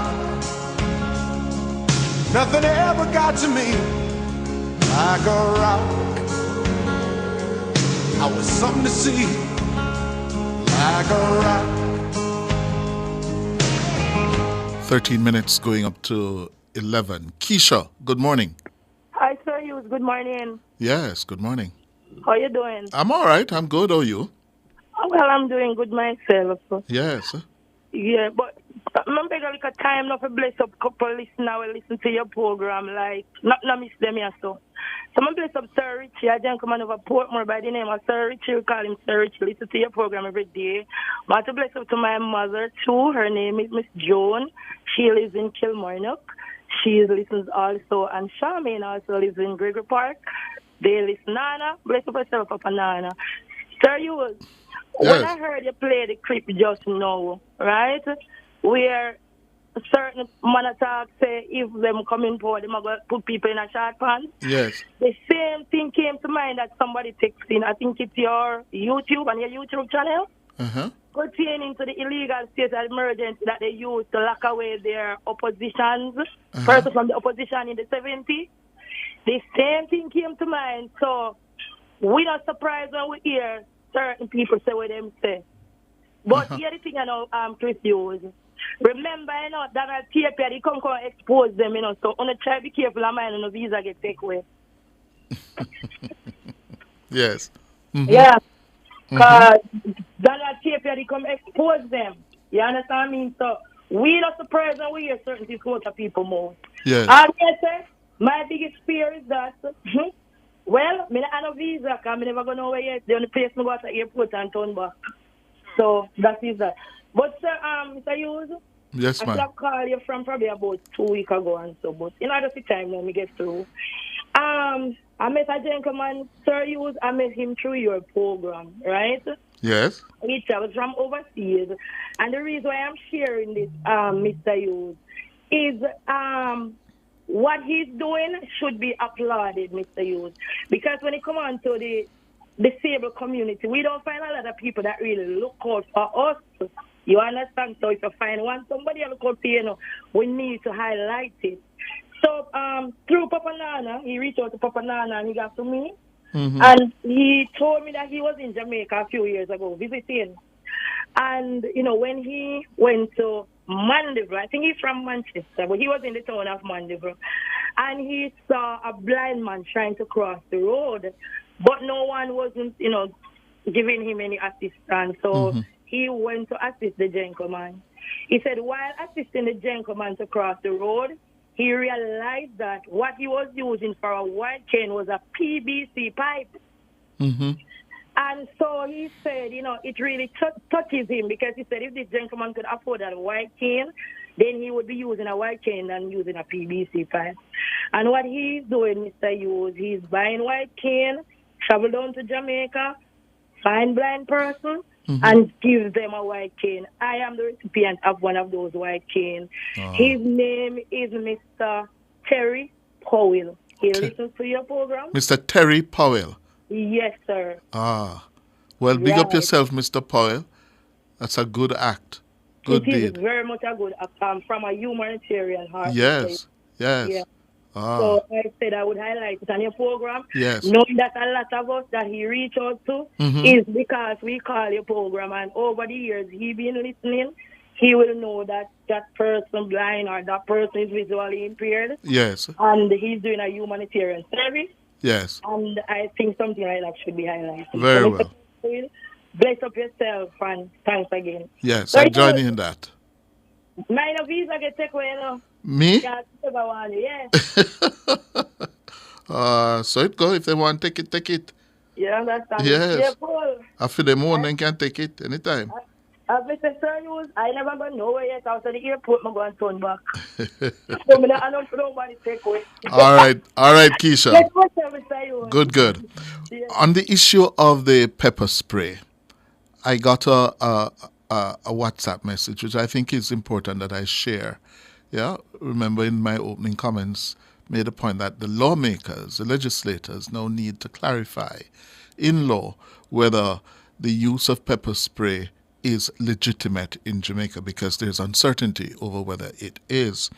Well, as someone calls me or wrote me to say, "Good morning, Sir Cliff. I'm for one who wants women to be able to protect themselves in every way, every situation when needed and necessary. However, my major concern is I know many women who carry pepper spray, but in their handbags, which is not the best of situation. I carry a firearm, and I must constantly remind myself about what I have, and not only that, the element of surprise, which nobody can be prepared for. And women oftentimes are attacked when least expected, and that's when the pepper spray or whatever they have is needed, but cannot get to it because their handbags is so crowded with other stuff, and the panic in them makes them even forget they have it. So whilst having it is good, training, spatial awareness is critical, and how it's being carried around, because an attack may not come as might be expected. A good point there by this person who identifies himself as a policeman. Yes, a policeman. All right. 7 minutes going up to 11. Alric, good morning. Good morning, Cliff. How you do? I'm good. What's on your mind this morning? It's not Monday. You have been having some tough Mondays, man. Yeah, man.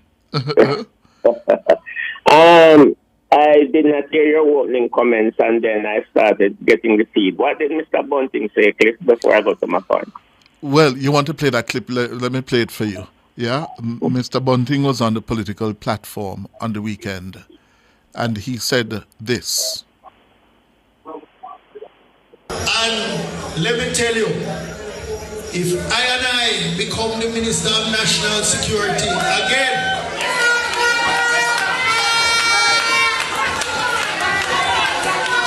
and you know, I can prophesy.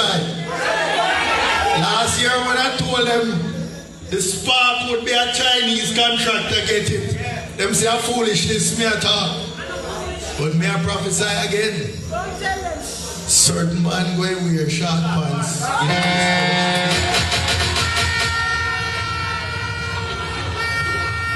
That's what he said on a political platform. We're not going back there. And I recall what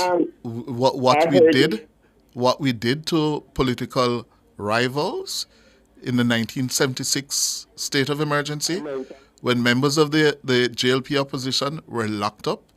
I have had the interview with Pernell Charles, Babsy Grange, when they tell me what happened, how it impacted not only them, their families, yeah, and one has got to tell Peter Bunting, that's a road we have traveled, and it's not to be repeated.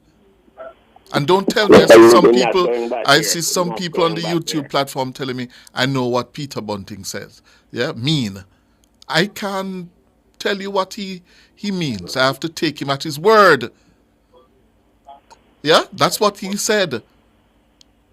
He must now come and tell me or clarify that. But he said, and we know what short pants mean in Jamaica. You got prison. That you're going to prison. Yes. Yeah, that's what he said.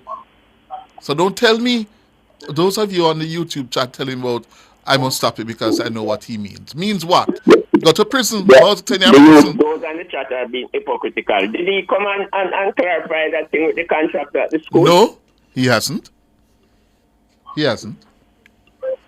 Anyway. Mr. Hughes. Yes. I heard you yesterday with the sweet one, Honeybee, and you were so upset when a lady was categorizing all men as the same, and I'm going to object strongly against what she said. Tell her that all of us are not the same. Yes. We have a lot of men, including myself and you, men in this country. Yeah. Not a boy like what that man who did that to the nurse. She can't just lump up all of us and throw us in the same basket and roll us down the hill. Yeah. Uh-huh. I was upset, but I heard you taking her on, and I was wondering if you were going to have a heart attack. But Honeybee, cool you down. So let her know I'm standing up for the good men in this country too. Yes. Yeah, most of us are. Yes. So she must not categorize and lump us. Yes. With that boy who did that to that nurse, and we are upset, very very upset with her. Yes. All right, so thank you very much. All right. Good. All right. 3 minutes going up to 11. Fox, good morning. Morning, Uncle Hughes. Good morning, sir. Me said this morning, Virgin, you asked a good question, you know, and I really want to weigh in on that. Uh-huh. What should we do about those Haitians that keep coming here and we keep sending them back? Yes. That the youth? Mm-hmm. You see, many of the people who head some place in Jamaica, you know, we call themselves civil and non-fundable. Non-governmental organizations. Mm-hmm. My brethren, these are the same people who put out in papers saying that people can't get medication, people can't get good bed at hospital. Now, when we take in all these refugees in our country, what are going to do to our health system, my brethren? Yes. And we have already seen where some of them even come here and killing them one another. Mm-hmm. You understand? That use, I don't know, but again, we have to go back to the book. We have to go back to the book that he used. Yes. And you need to get whether the State Minister of National Security or the Attorney General where this matter is concerned. Uh-huh. We can't keep them, my brethren. We can't feed them. Mm-hmm. Many of us out here, my brethren, the government can't hold care for some of us. Mm-hmm. Because no matter the benefit of the part program and the increase in the social pension, it can't cover everybody that they use. Mm-hmm. Mm-hmm. So, in my view, that lady who said she don't get a chance to meet them, your host or whoever interviewer should have asked her how much she's willing to take a fair to care for her. How much of them? Mm-hmm. We can't behave like so we countries are free for all, my brethren. Right now, if me and you go to Canada, USA, that use, I run off, remember, we have to hide. Mm-hmm. Because if they catch us and we now will document us, you know how it goes. Yes. Yes, I go already. Yes. No, that use, make we move on, politics. The song there that use, it bad, you know. Mm-hmm. I want good song, man. You like it? Yes, man. Me no bias, you know, that use. Me a labor, you know, the president. And me like the song, man. Yes. But we have an extra one coming out. We have two, you know, that use. Uh-huh. Vegas cut one, you know. Vegas cut a what? Cut what? Yes, man. That come from Boya. Me na hear that one. Me na hear it. Man. And we have a next one, so it confirm. The third term loading, it confirm. And that you, I hear Dr. Chang, they're going to whisper something and tell you, I mean, I reason now, you know. Uh-huh. You hear me? Yes. I hear Dr. Chang tell you, say, even people from the PNP is fighting interest in the Labour Party. You know what last week that you? Uh-huh. One of the PNP candidates can hand over, switch over to Labour. It's my fully member of the Labour Party. Oh, yes, I've seen that. Craig Oates? Yes, man. He was a candidate in other youth. No, he was an aspirant. He was one of those who was... they had actually named him in charge of Eastern Hanover. Yes. He was the one. I have strong root in Hanover, I know that youth. Uh-huh. Hold on for me, Fox. We're up on the break. Hold on. My hands were steady, my eyes were clear and bright. My walk had purpose, my steps were quick and light. And I held firm to what I felt was right, like a rock. Super healthy, super happy. SuperMed located in Kingston, St. Thomas, Portland, and St. Mary. The time by SuperMed family of pharmacies and Hughes Pharmacy is 2 minutes after 11. Visit Marshall's Pharmacy, Greater Portmore, for all your prescription needs, gifts, personal care, household, and stationery items. The temperature by Marshall's Pharmacy, Greater Portmore is... It's 29 degrees Celsius in Kingston and Montego Bay. Pull back here to Liamalu, lets it run. European Champions League history will be created on Saturday, May 31. Marino into Saka, brilliantly done! When Nationwide 90 FM takes you live to the Allianz Arena in Germany for European club football's big night out. The Bayern Munich Stadium in Bavaria will be the staging ground for the last stand. Lamine Yamal skips away from Mkhitaryan. Oh, that's brilliant! The final battle to determine the best on the continent. It is Declan Rice. Oh! Absolutely unstoppable! The Champions League final is live on Nationwide 90 FM, Saturday, May 31, and it's brought to you courtesy of the Amber Group, pioneering innovation. And Anybet, your best bet. Dembele has other ideas. What a chance! What a goal! The game can also be seen live at Carib 5. What's the standing of the JLP and the PNP in Southeast St. Elizabeth? Southwest St. Elizabeth, Western St. Mary, and where do the parties stand nationally? What's the gap, if any, between Prime Minister Andrew Holness and Opposition Leader Mark Golding? Tune in to Nationwide 90 FM from 6 a.m. on Monday, May 26 for the findings from the latest nationwide Blue Dot polls, powered by Total Tools. Our phone numbers are 630-9371, 630-9372, 630-9373, 630-9374, and 618-8255.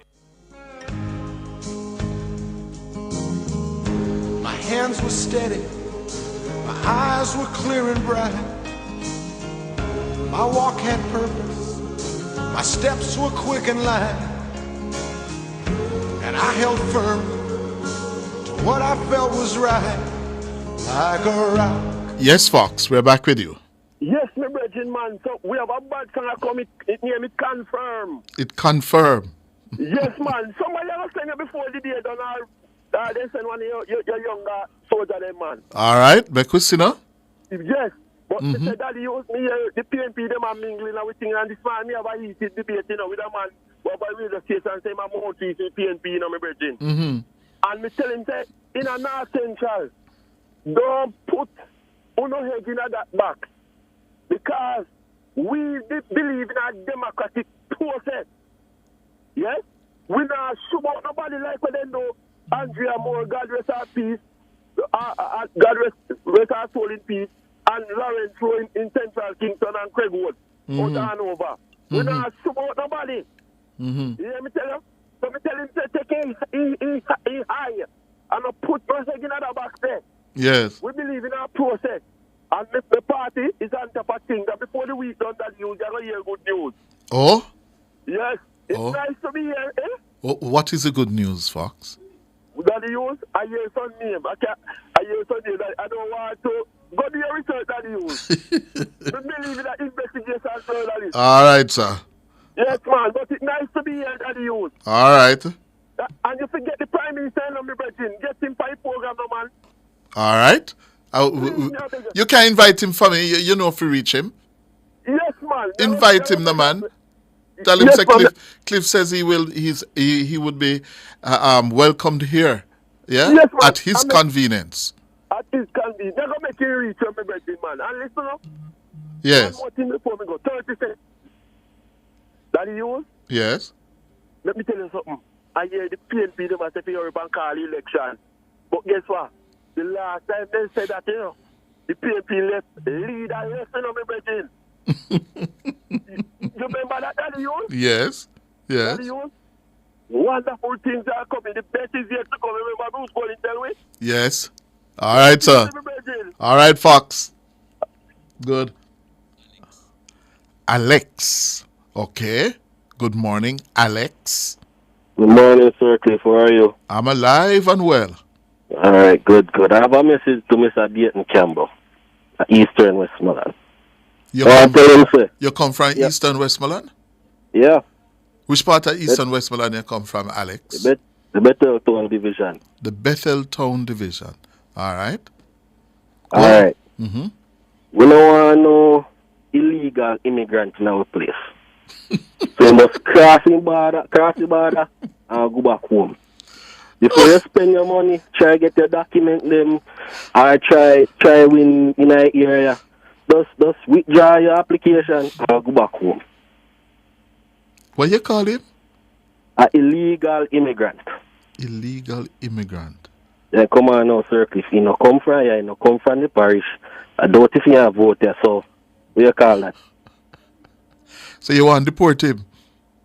Yeah, man. No, man, we don't want to deport him. You must take himself and go back home. Don't try look an application because it don't get denied.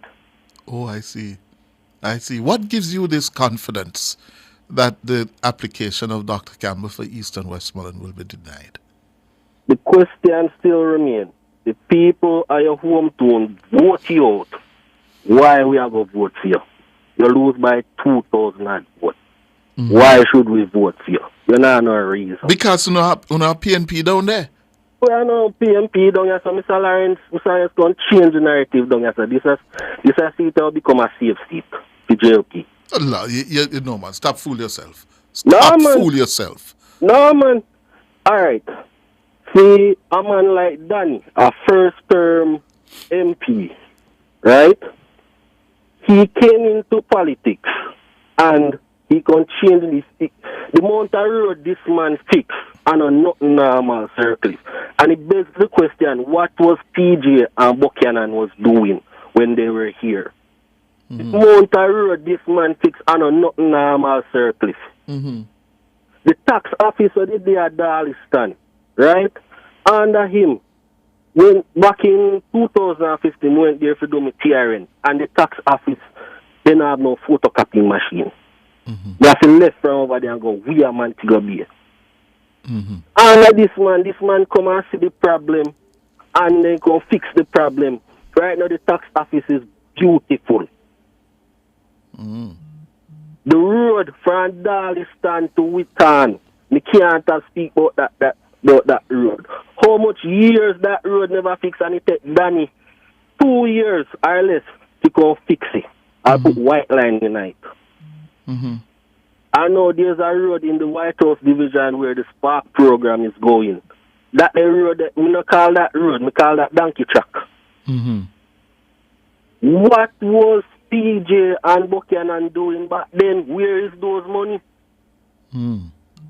So, you have to tell the NKM so we don't have no illegal immigrant in our place. So just cross the border and go back home. But hold on. The people of Eastern Westmoreland have been loyal to the People's National Party for the better part of 40, 50 years. Save and except in 1980 when they went for Euphemia Williams over P.J. Patterson. In every subsequent election since then, since 1980, they have been loyal to the PNP except for 2020. And the word is that Dayton Campbell, as the General Secretary of the PNP, yeah, will and should win comfortably. Should. Yeah? What has happened? You say Danny has fixed road? That is what is going to do it for the people of East Westmoreland?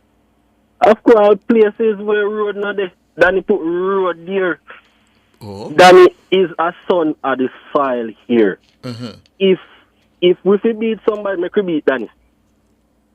Make we cuss him and make we beat him. But we don't know illegal immigrant in our place. Why would you call the party general secretary illegal immigrant, Alex?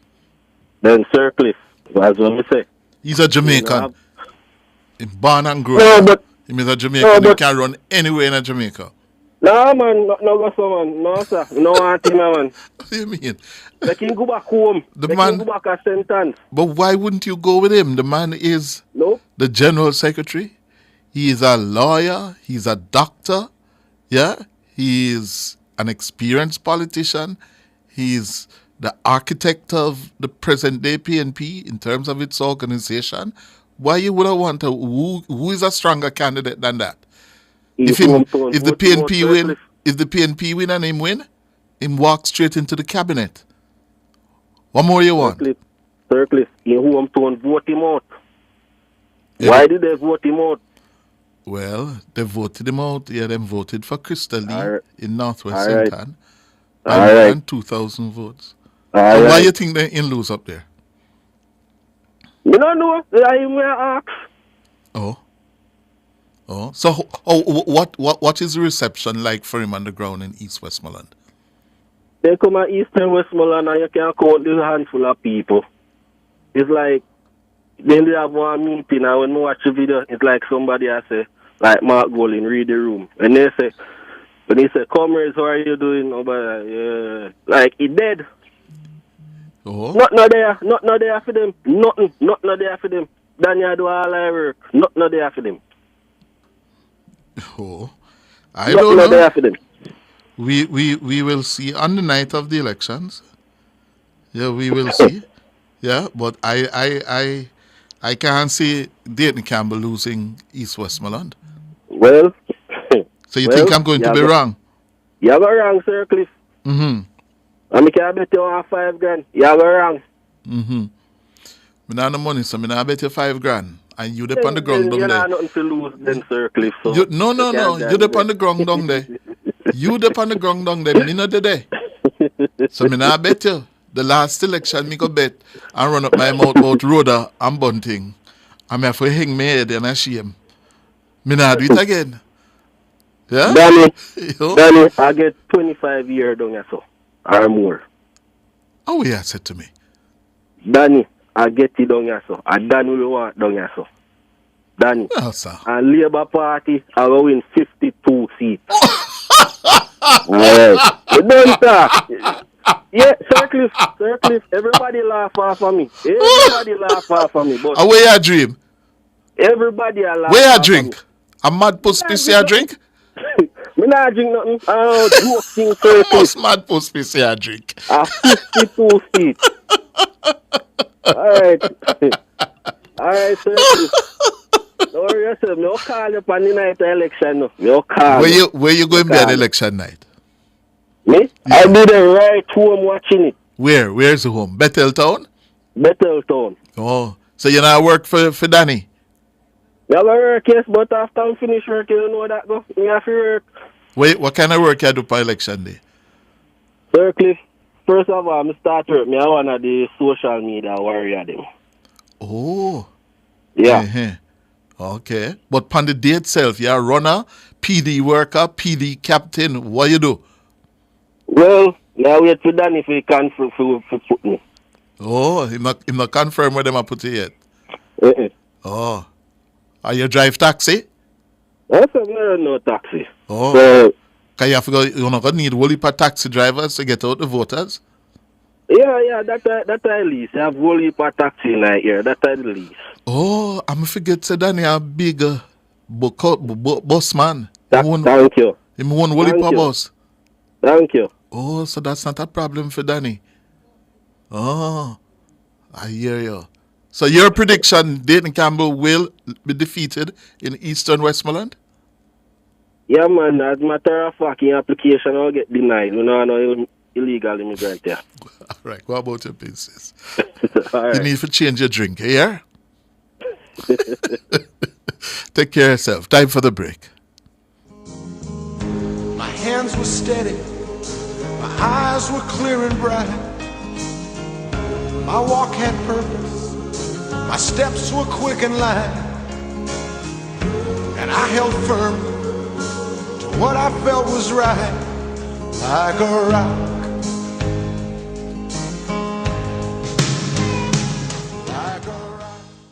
Don't fall victim to deepfakes. Watch out. Protect yourself. How are this For on more my TV? information, visit broadcastingcommission.org or Here ya, scan baby. the QR code on screen. Deepfake.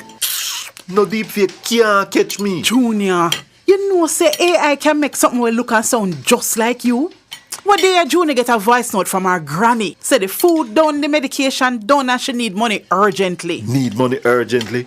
But Miss Pat no like ask people for things. And as so comes, Judy get suspicious. So what she do? She asks the neighbor to go check pan her. Junior, the lady quite alright over there make her Sunday dinner. So the voice note a deepfake. Yes, my love. Come, your food ready. Right now it look like we have to outsmart the AI. But wait. I really want dege dumpling here, give me.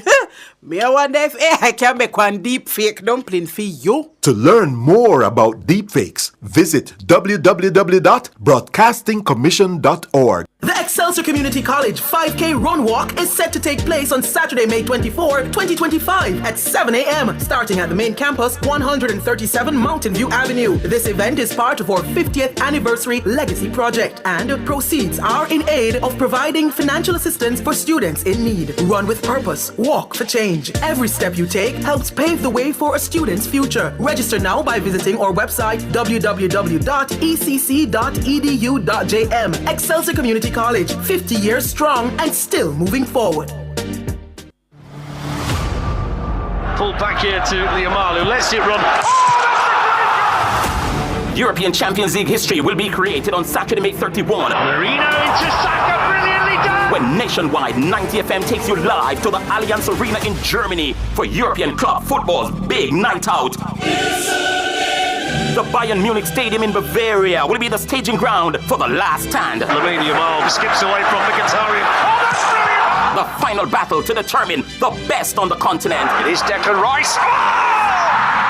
Absolutely unstoppable! The Champions League final is live on Nationwide 90 FM, Saturday, May 31, and it's brought to you courtesy of the Amber Group, pioneering innovation. And any bet, your best bet. Dembele has other ideas. What a chance! What a goal! The game can also be seen live at Carib 5. Our phone numbers are 630-9371, 630-9372, 630-9373, 630-9374, and 618-8255. 19 minutes after 11 o'clock. Tony, morning. Mr. Hughes, morning, how you do? I'm me there. Two things we have to talk to you about, but first of all, the first one is Peter Bunting. Yes. Him not going to get that opportunity to do what he's going to do, you know. Mm-hmm. Because after this election, he's not even going to win the seat where I'm in now. So, we're not worried about him. What you say? He's not even going to win the seat where Malo try to win. He's not going to win South Manchester. No, man, we're not worried about Peter Bunting. You understand? Because when you come and threaten people, you know, see it? Mm-hmm. That not going to work. And I like how the PMP them put them foot in their mouth to Mr. Hughes. I love it. I want Mr. Wellness give them more time, let them put them foot in their mouth, go and see him here. You know South Manchester? I know everywhere in Jamaica, man. That truck me used to drive on Ireland. I go everywhere in Jamaica. I know everywhere in Jamaica. Everywhere. But South Manchester, the PNP is in a strong position down there. It was very strong PNP. They lost it in 2020. Yes. And now Bunting has been in there working it. Mm-hmm. Yeah? And could I work a little more? Why you think him now win? Win one, Mr. Hughes. This election I go worse than the one we got last time. Let me tell you something. Stop talking rubbish, man. Is that Mr. Hughes? I going to tell you something. Let me tell you something, too. You see the poll where the people them are talk about your poll that will soon come out, because them advertise it on your station. Mm-hmm. They soon come out. But I'm going to ask you something about poll, because you're not a bright person in a primary school, Migo.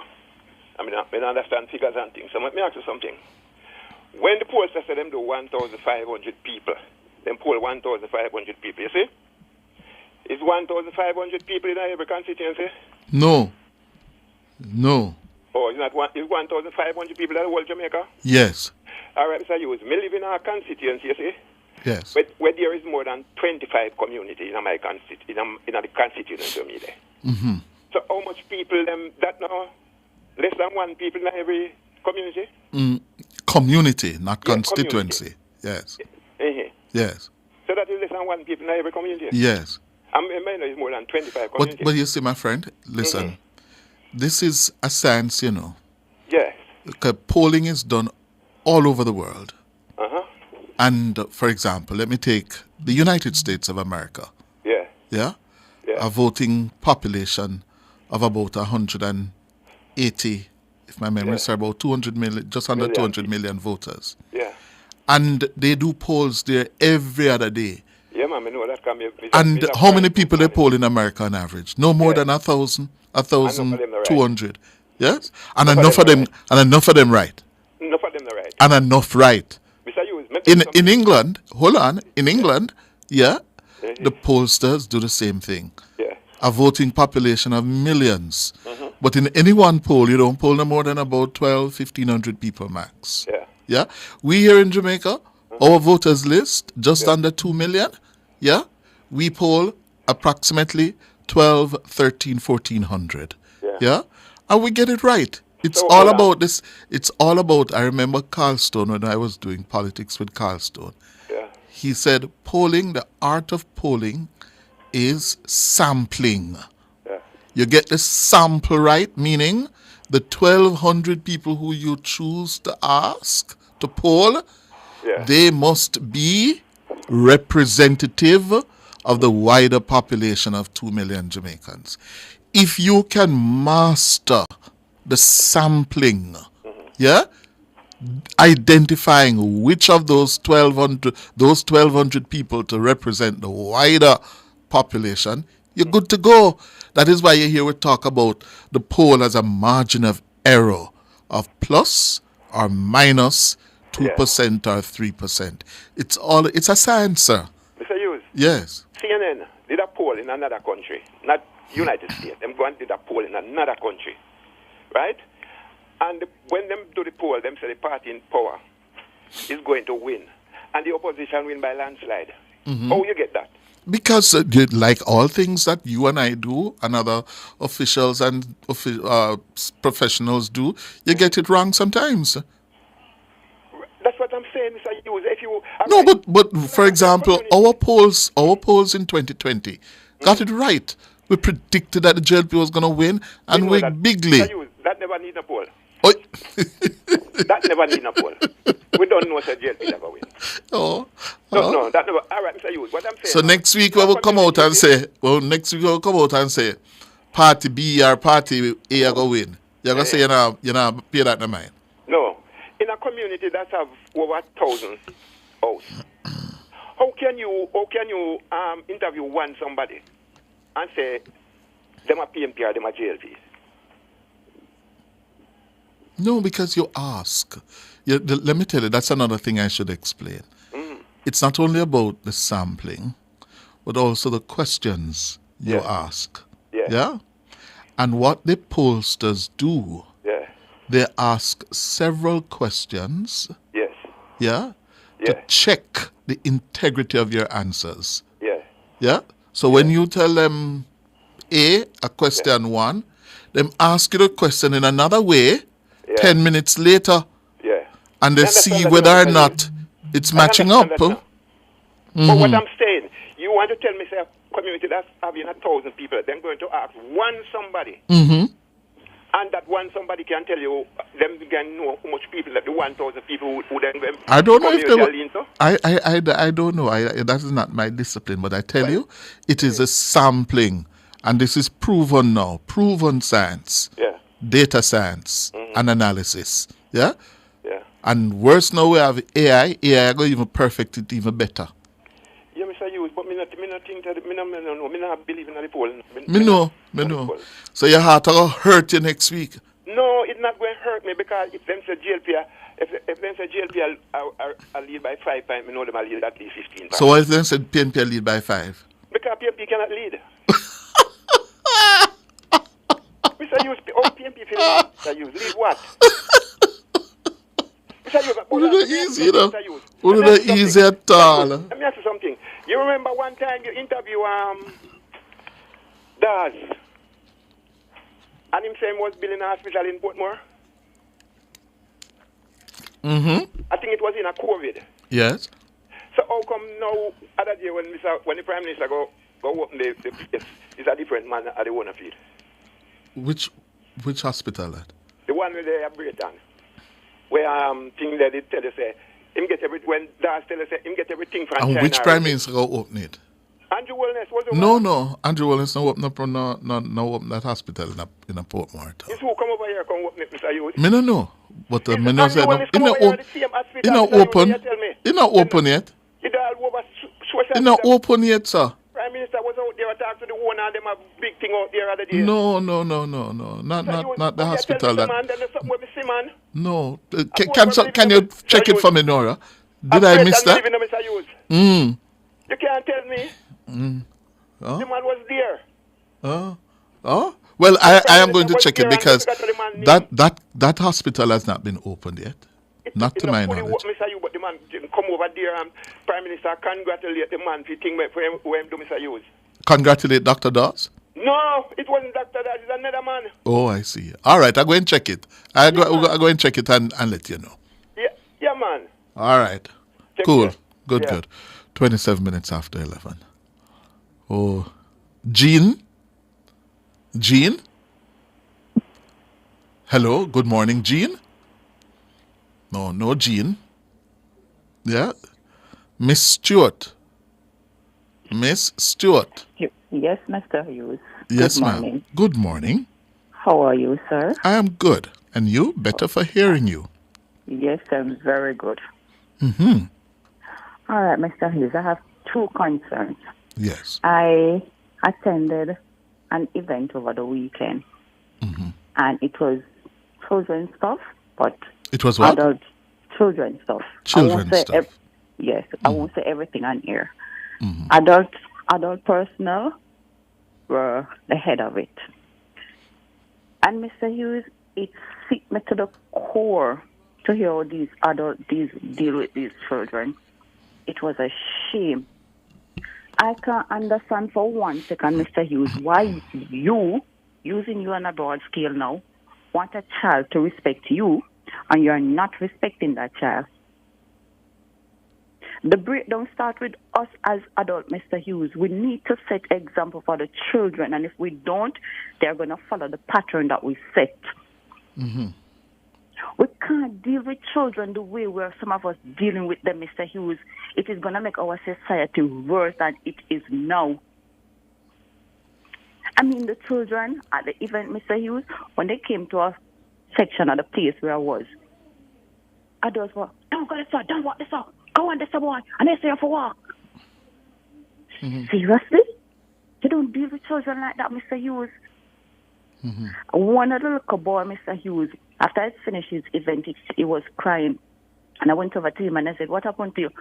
Miss, I can't do nothing right. Everything I do me wrong. Miss, I can't do nothing right. I can't bother. It was a part of the event, Mr. Hughes, and I felt so sorry for that little boy. We as adults need to do better, Mr. Hughes. The next point now, Mr. Hughes, is pertaining to the you mentioned it this morning. Other thing you ladies are supposed to be carrying pepper spray. The pepper spray, right? Mr. Hughes, you know, it hit my heart. You know, if that thing should come on stream, a lot of us as ladies, is going to make it bad for other ladies in the sense where women will bite and give it to the man to go out and do wickedness just the same. What? Hold on for me. We're up on a break. Hold on. My hands were steady, my eyes were clear and bright. My walk had purpose, my steps were quick and light. Burn Shack fried chicken always ready. Burn Shack, original crispy. Burn Shack, Cajun spicy. Burn Shack, a barbecue. Burn Shack, we are go Burn Shack. The time brought to you by Bird Shack Fried Chicken in Kingston, Montego Bay, and Ocho Rios is 11:31.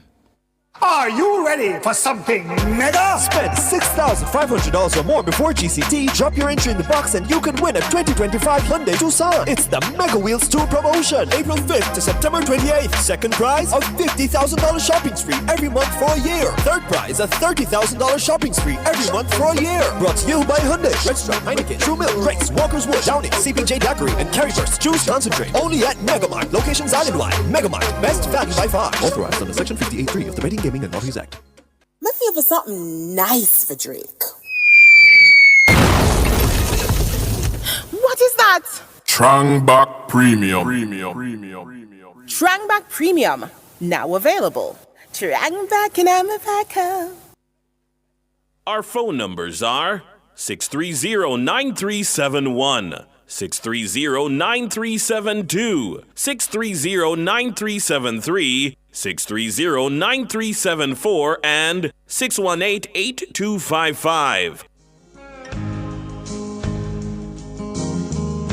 My hands were steady, my eyes were clear and bright. My walk had purpose, my steps were quick and light. Yes, Miss Stewart. So you're saying that women are going to make the use of pepper spray a problem? Yes, Mr. Hughes. How? Okay, listen. Let's say I am in something with another lady. We're having an altercation, right? But he can't catch me. But our man, I one of the thugs, I one of the bad man, so to speak. But he can't get it, and I can get it to walk with. You don't think she's gonna make use of it and give it to him? Not necessarily. It can happen, Mr. Hughes. It can happen, but I don't know if you would elevate that to a level where you would say no, it shouldn't go ahead. Women shouldn't have use of it.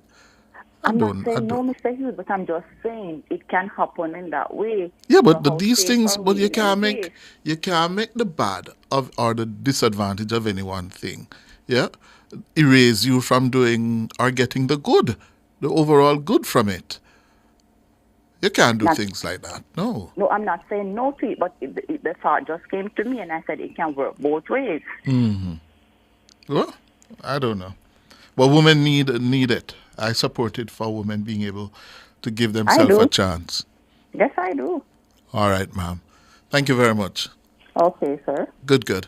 26 minutes going up to noon. And we have the story here about what that man raised with me about a hospital in Portmore and that the Prime Minister opened it. No, the Prime Minister didn't open it. And I'm reading from the JIS story now. The Prime Minister commended the investment in the establishment of a private hospital in Portmore, St. Catherine, that will provide a range of advanced medical services to the residents of the municipality. The Tenzime Robinson Medical Complex, that's the name of it, the Tenzime Robinson Medical Complex, located at 9 Cookson Pen on the Brayton Main Road, is a 23-bed facility owned by investor Dwight Robinson.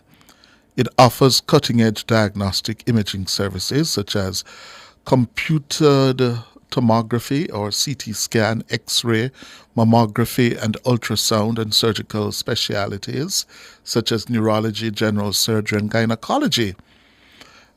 But it is owned by Mr. Robinson, who named it after his mother. I don't know, caller, if this is the same hospital that Dr. Alfred Dawes has been working on and investing in. I don't know if it's the same hospital. Yeah, you're assuming that it's not or it is the same hospital that Dr. Dawes has been speaking about. Yeah? It doesn't necessarily follow. Yeah? That this is the same hospital, sir. All right? But yes, the Prime Minister did tour the facility, yeah, and did commend the investment by Mr. Dwight Robinson. Yeah? All right. Anthony, good morning. Anthony, good morning.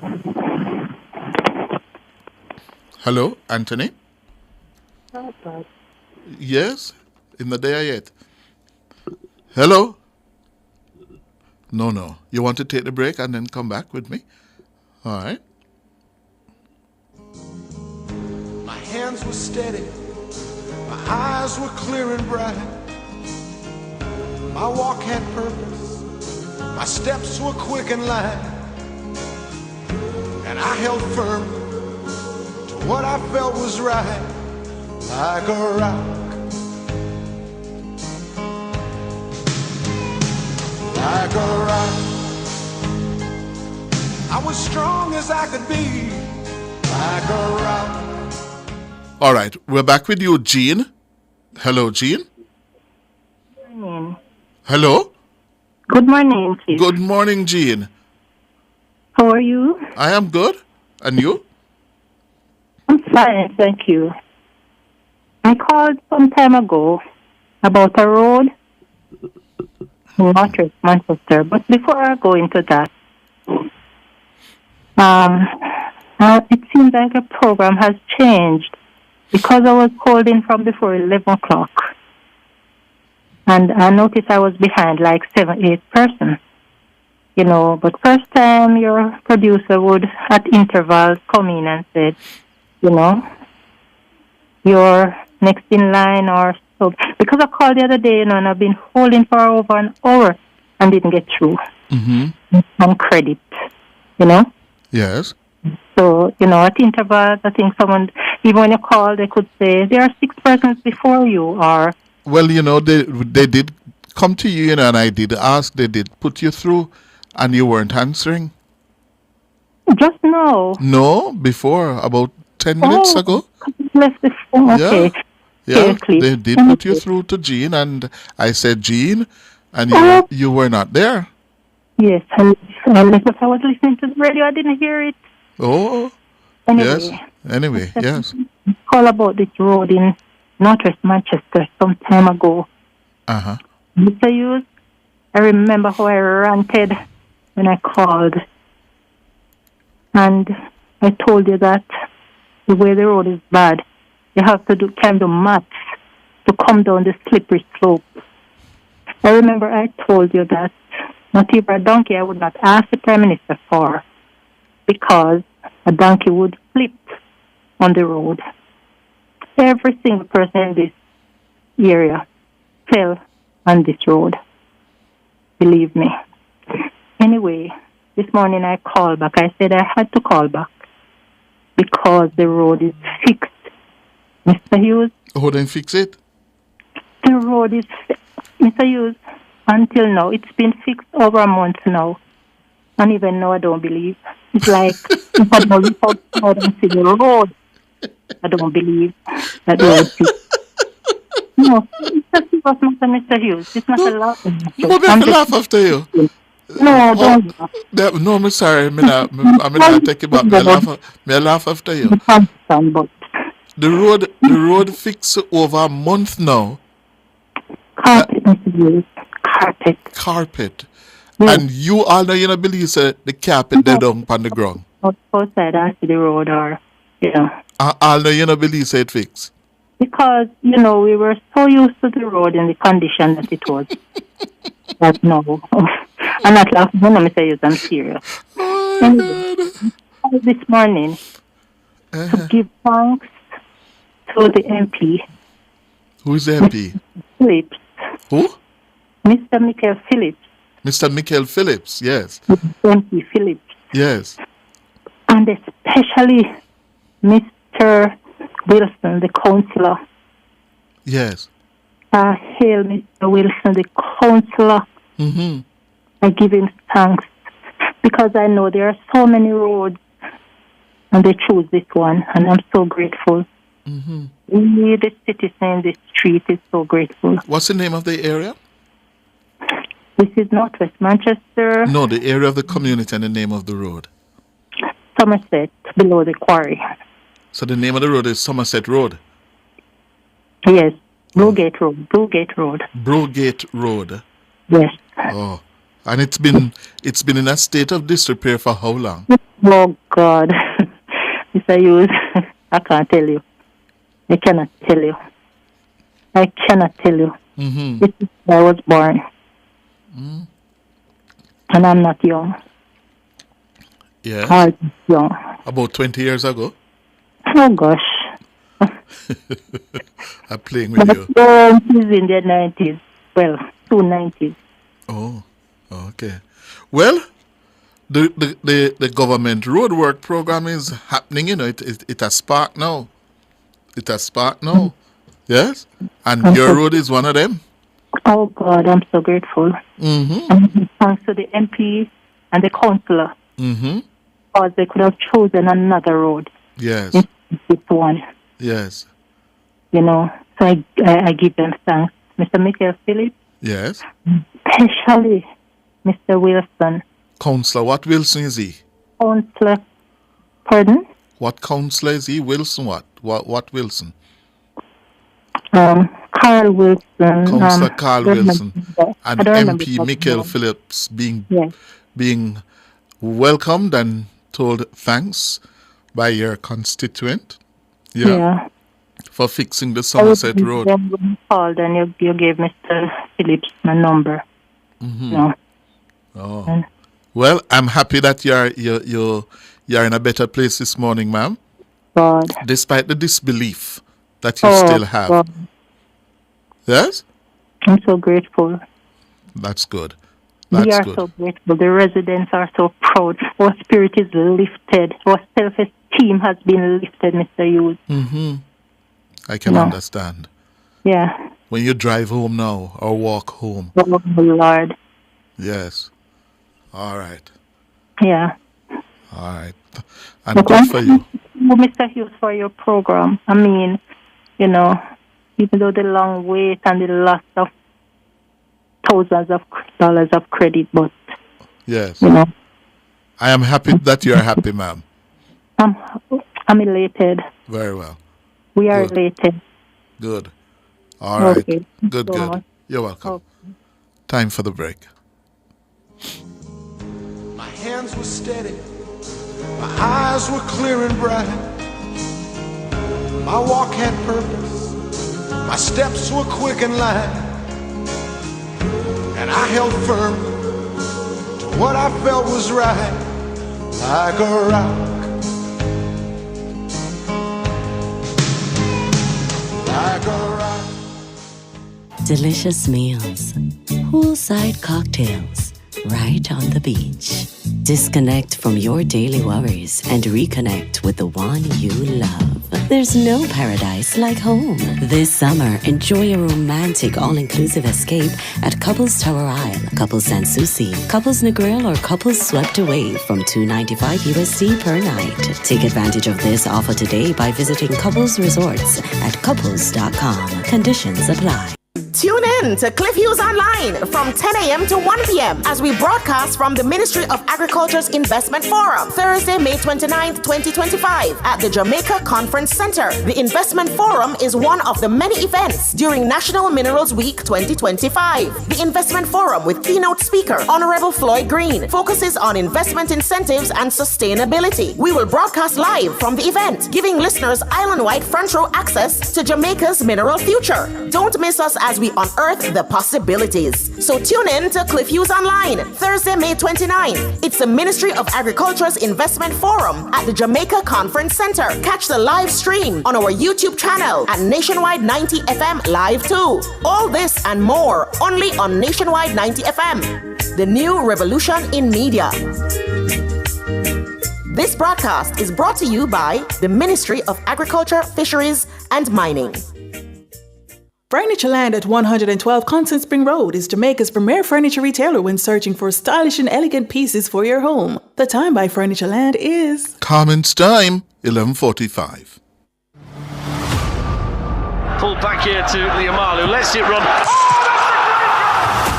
European Champions League history will be created on Saturday, May 31. Marino into Saka, brilliantly done! When Nationwide 90 FM takes you live to the Allianz Arena in Germany for European club football's big night out.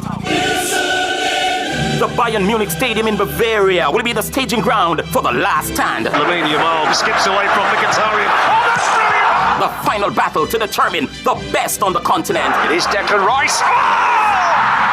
Absolutely unstoppable!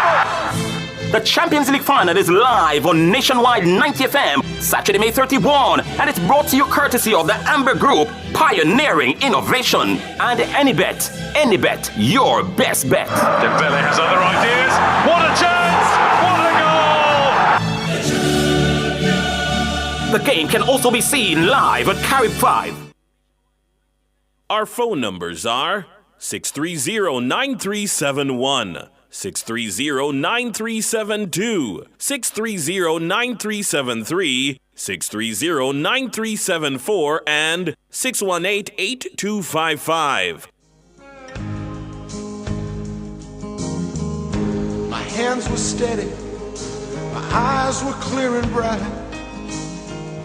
My walk had purpose, my steps were quick and light.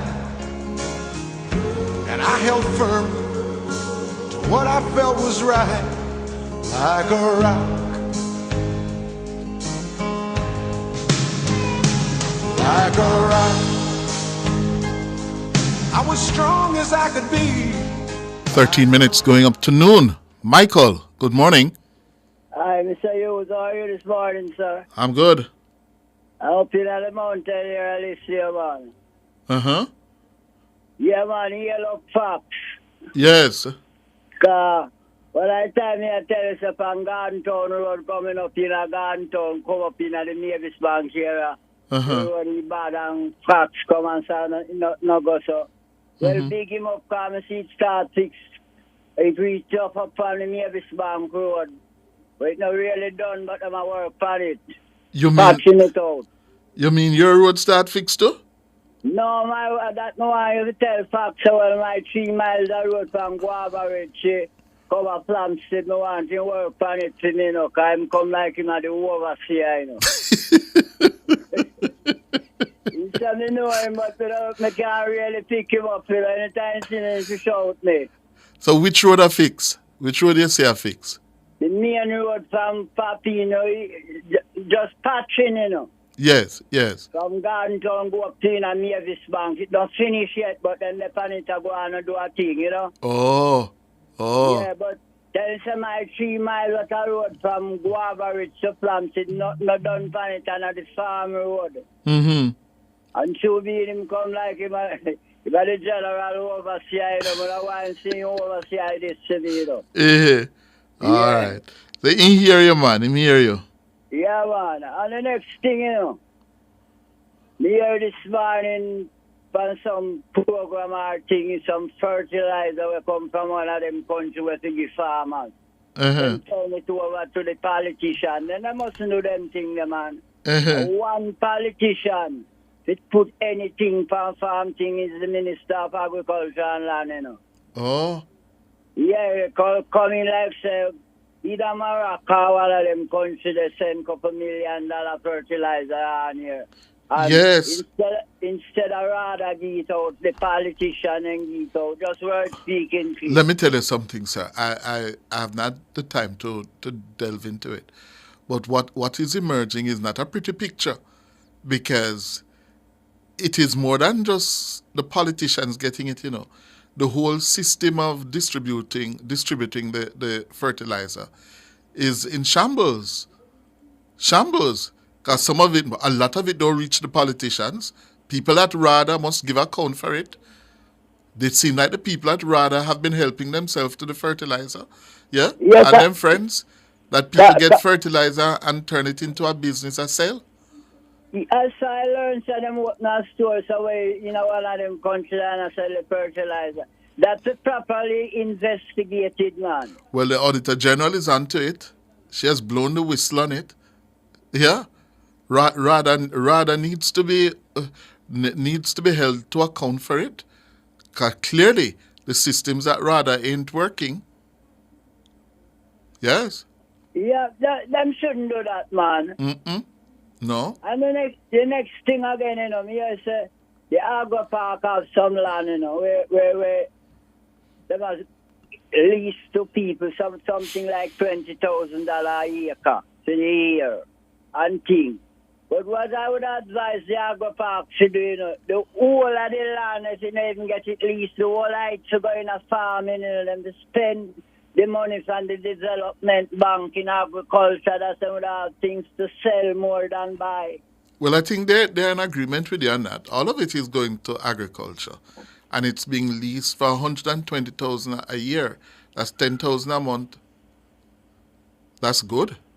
Yeah, but look here, to the ordinary small man who have a mute, them a go all to school and thing, you know.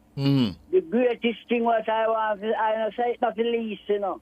But all the land to farm up, you shouldn't have no party in Jamaica where farm not depend, you know. Because we are the number one best in food. Everything we have a number one, you know. Well, I don't know. You have to get a right mix between farming and industrial and light industrial activity. It's getting the balance right. Yeah? Too much of, you know, that's a challenge. But everything can go into farming. Everything can go into farming. No, but the next thing where them to spend more money on the youth, them, you know, which is the education, you know. Because look, even the school where the little 9-year-old girl were lasting like with the whole Jamaica raging about, even the Prime Minister go to apologize and all them things. And two shit there. And them things have to go on the little youth, them have rob off them time in education. Yes. So from 1962 to now, man. By right, you know, from basic school to university should have free. Because I learned that Guyana University is free up now, you know. Well, me tell you about that already, you know, Mikey. Me tell you, you come here, me explain to you, you know. We can't do it. We don't have so much money like Guyana now. Guyana find Isle. Name can't, man. No tell me, Michael, and I say it work.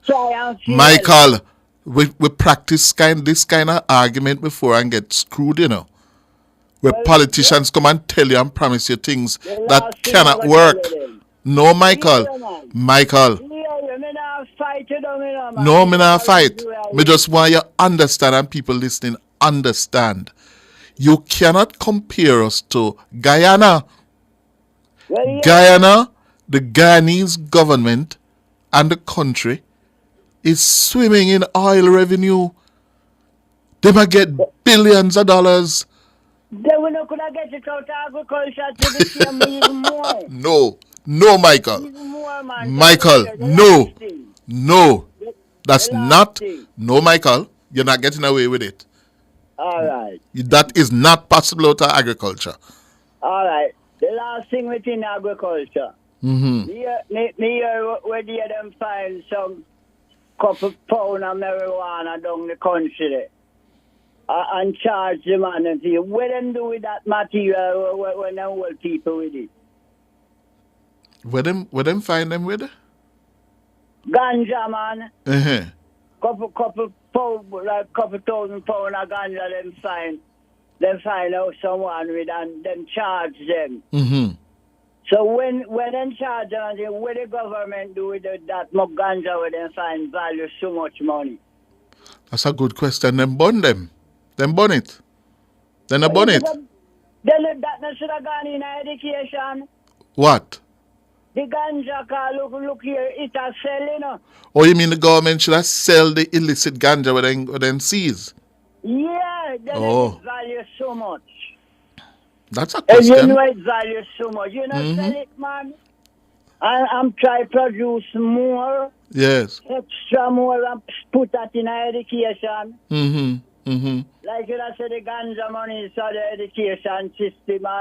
Then land where the agro park have no them farm up couple acres of ganja like when you're traveling at the state, then when you're traveling a big farm. So hold on there, Michael. So the government must have a ganja dealer.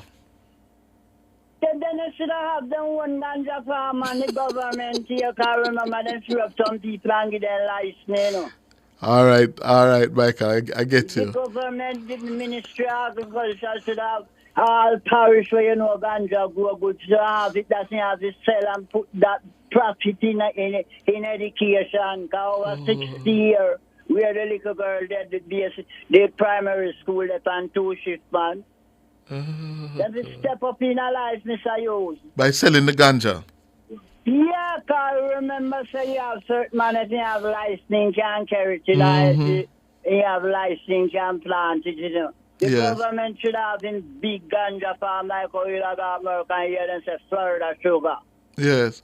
You know, should have go down all the Clarendon and hear them say Clarendon ganja farmer, you got Westmoreland here, say Westmoreland product. You understand? May I hear you, Michael? May I hear you? It's a valuable thing, you know.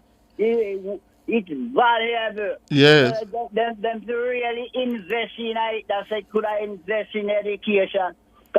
They'll imagine in a 2020 the little youth then can get a whole year in school. The teacher them around with the teacher them not feel good with them pay. Because they have nothing to sell, man. Yes. So them for sell the ganja. I mean, hear you, Michael. Not the ganja. Everything what could go to Jamaica. You don't farm that a man. You urinate your garden. You farm water. Rain has to come to farm water your garden. All right, sir. Have a good day, you know, and thanks, you know. All right, Michael. Yeah, man, and tell Fox I want a piece of road for 6 guys. I'm the general supervisor for the whole island, you know. All right, sir. Cool. That's where we're going to leave it for the morning session. We're going to make way now for the world at noon. We'll be back at 12:30. My hands were steady. My eyes were clear and bright. My walk had purpose. My steps were quick and light. And I held firm to what I felt was right, like a rock. Big news! The Big Bite Food Safety Show now airs on Nationwide 90 FM with your host, Alison Richards, the Food Safety Girl. Join Alison every Tuesday from 1 to 2 p.m. as she serves up expert advice, tips, and insights on everything food safety. Stay informed, stay vigilant, and remember, food safety is everybody's business. Don't miss a bite of the action. Tuesdays at 1 p.m. only on Nationwide 90 FM, the new revolution in media. Tune in for the salty truth on the next episode. Tune in to Nationwide 90 FM on Tuesday, May 20 from 2 p.m. to 4 p.m. for the live sectoral presentation by the Minister of Science, Energy, Telecommunications and Transport, the Honourable Darrell Vaz. Also, you can view the presentation on our YouTube channel at Nationwide 90 FM Live 2. So tune in to Nationwide 90 FM on Tuesday, May 20 from 2 p.m. to 4 p.m. It's the live sectoral presentation by the Minister of Science, Energy, Telecommunications and Transport, the Honourable Darrell Vaz. All this and more only on Nationwide 90 FM, the new revolution in media. This broadcast is brought to you by the Ministry of Science, Energy, Telecommunications and Transport, fueling growth everywhere.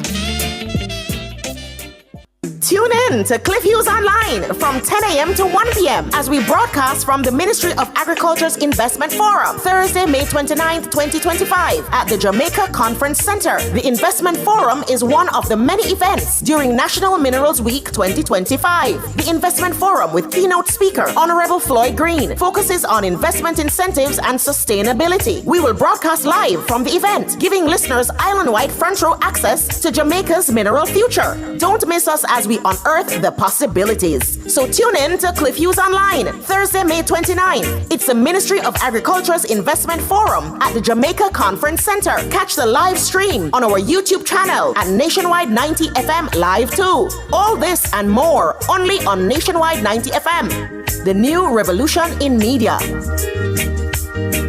This broadcast is brought to you by the Ministry of Agriculture, Fisheries and Mining. Nationwide 90 FM, continuing the tradition of fair, fearless, and factual reporting. Clear your barrels and personal shipments with ease and convenience. Request a customs contactless clearance today through CCP at jca.gov.jm. The time by the Jamaica Customs Agency is 12 o'clock. The News at Noon teasers are brought to you by AnyBet, your best bet.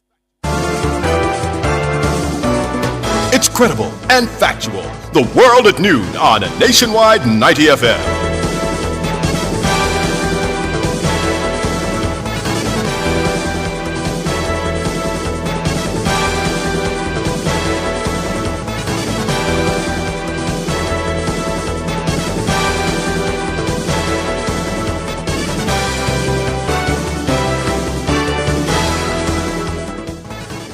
Good afternoon to you. I'm Tona Thomas. Coming up in the Nationwide World at Noon for this afternoon, Tuesday, May 20, 2025. The latest group of Haitians sent back home. UTEC to expand a student shuttle service following discovery of remains suspected to be those of missing student Anissa Dilworth. We are looking at several opportunities to see if we can provide further support in the upcoming academic year. These include providing a shuttle bus system at night. Sarah decries reported attacks on vector control workers. Opposition spokesman on transport says rural bus service plan unsustainable. In regional news, Perenco confirms gas fine of Trinidad and Tobago. In international news, UK suspends Israel trade talks and summons ambassador over Gaza offensive. And in sports, West Indies captain Shea Hope says his players are ready for tomorrow's first ODI against Ireland. The details after the break.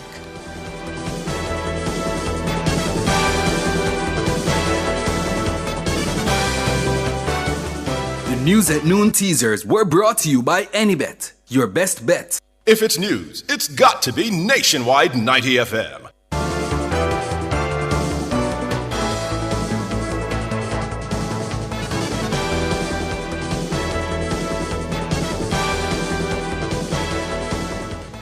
Now to the details.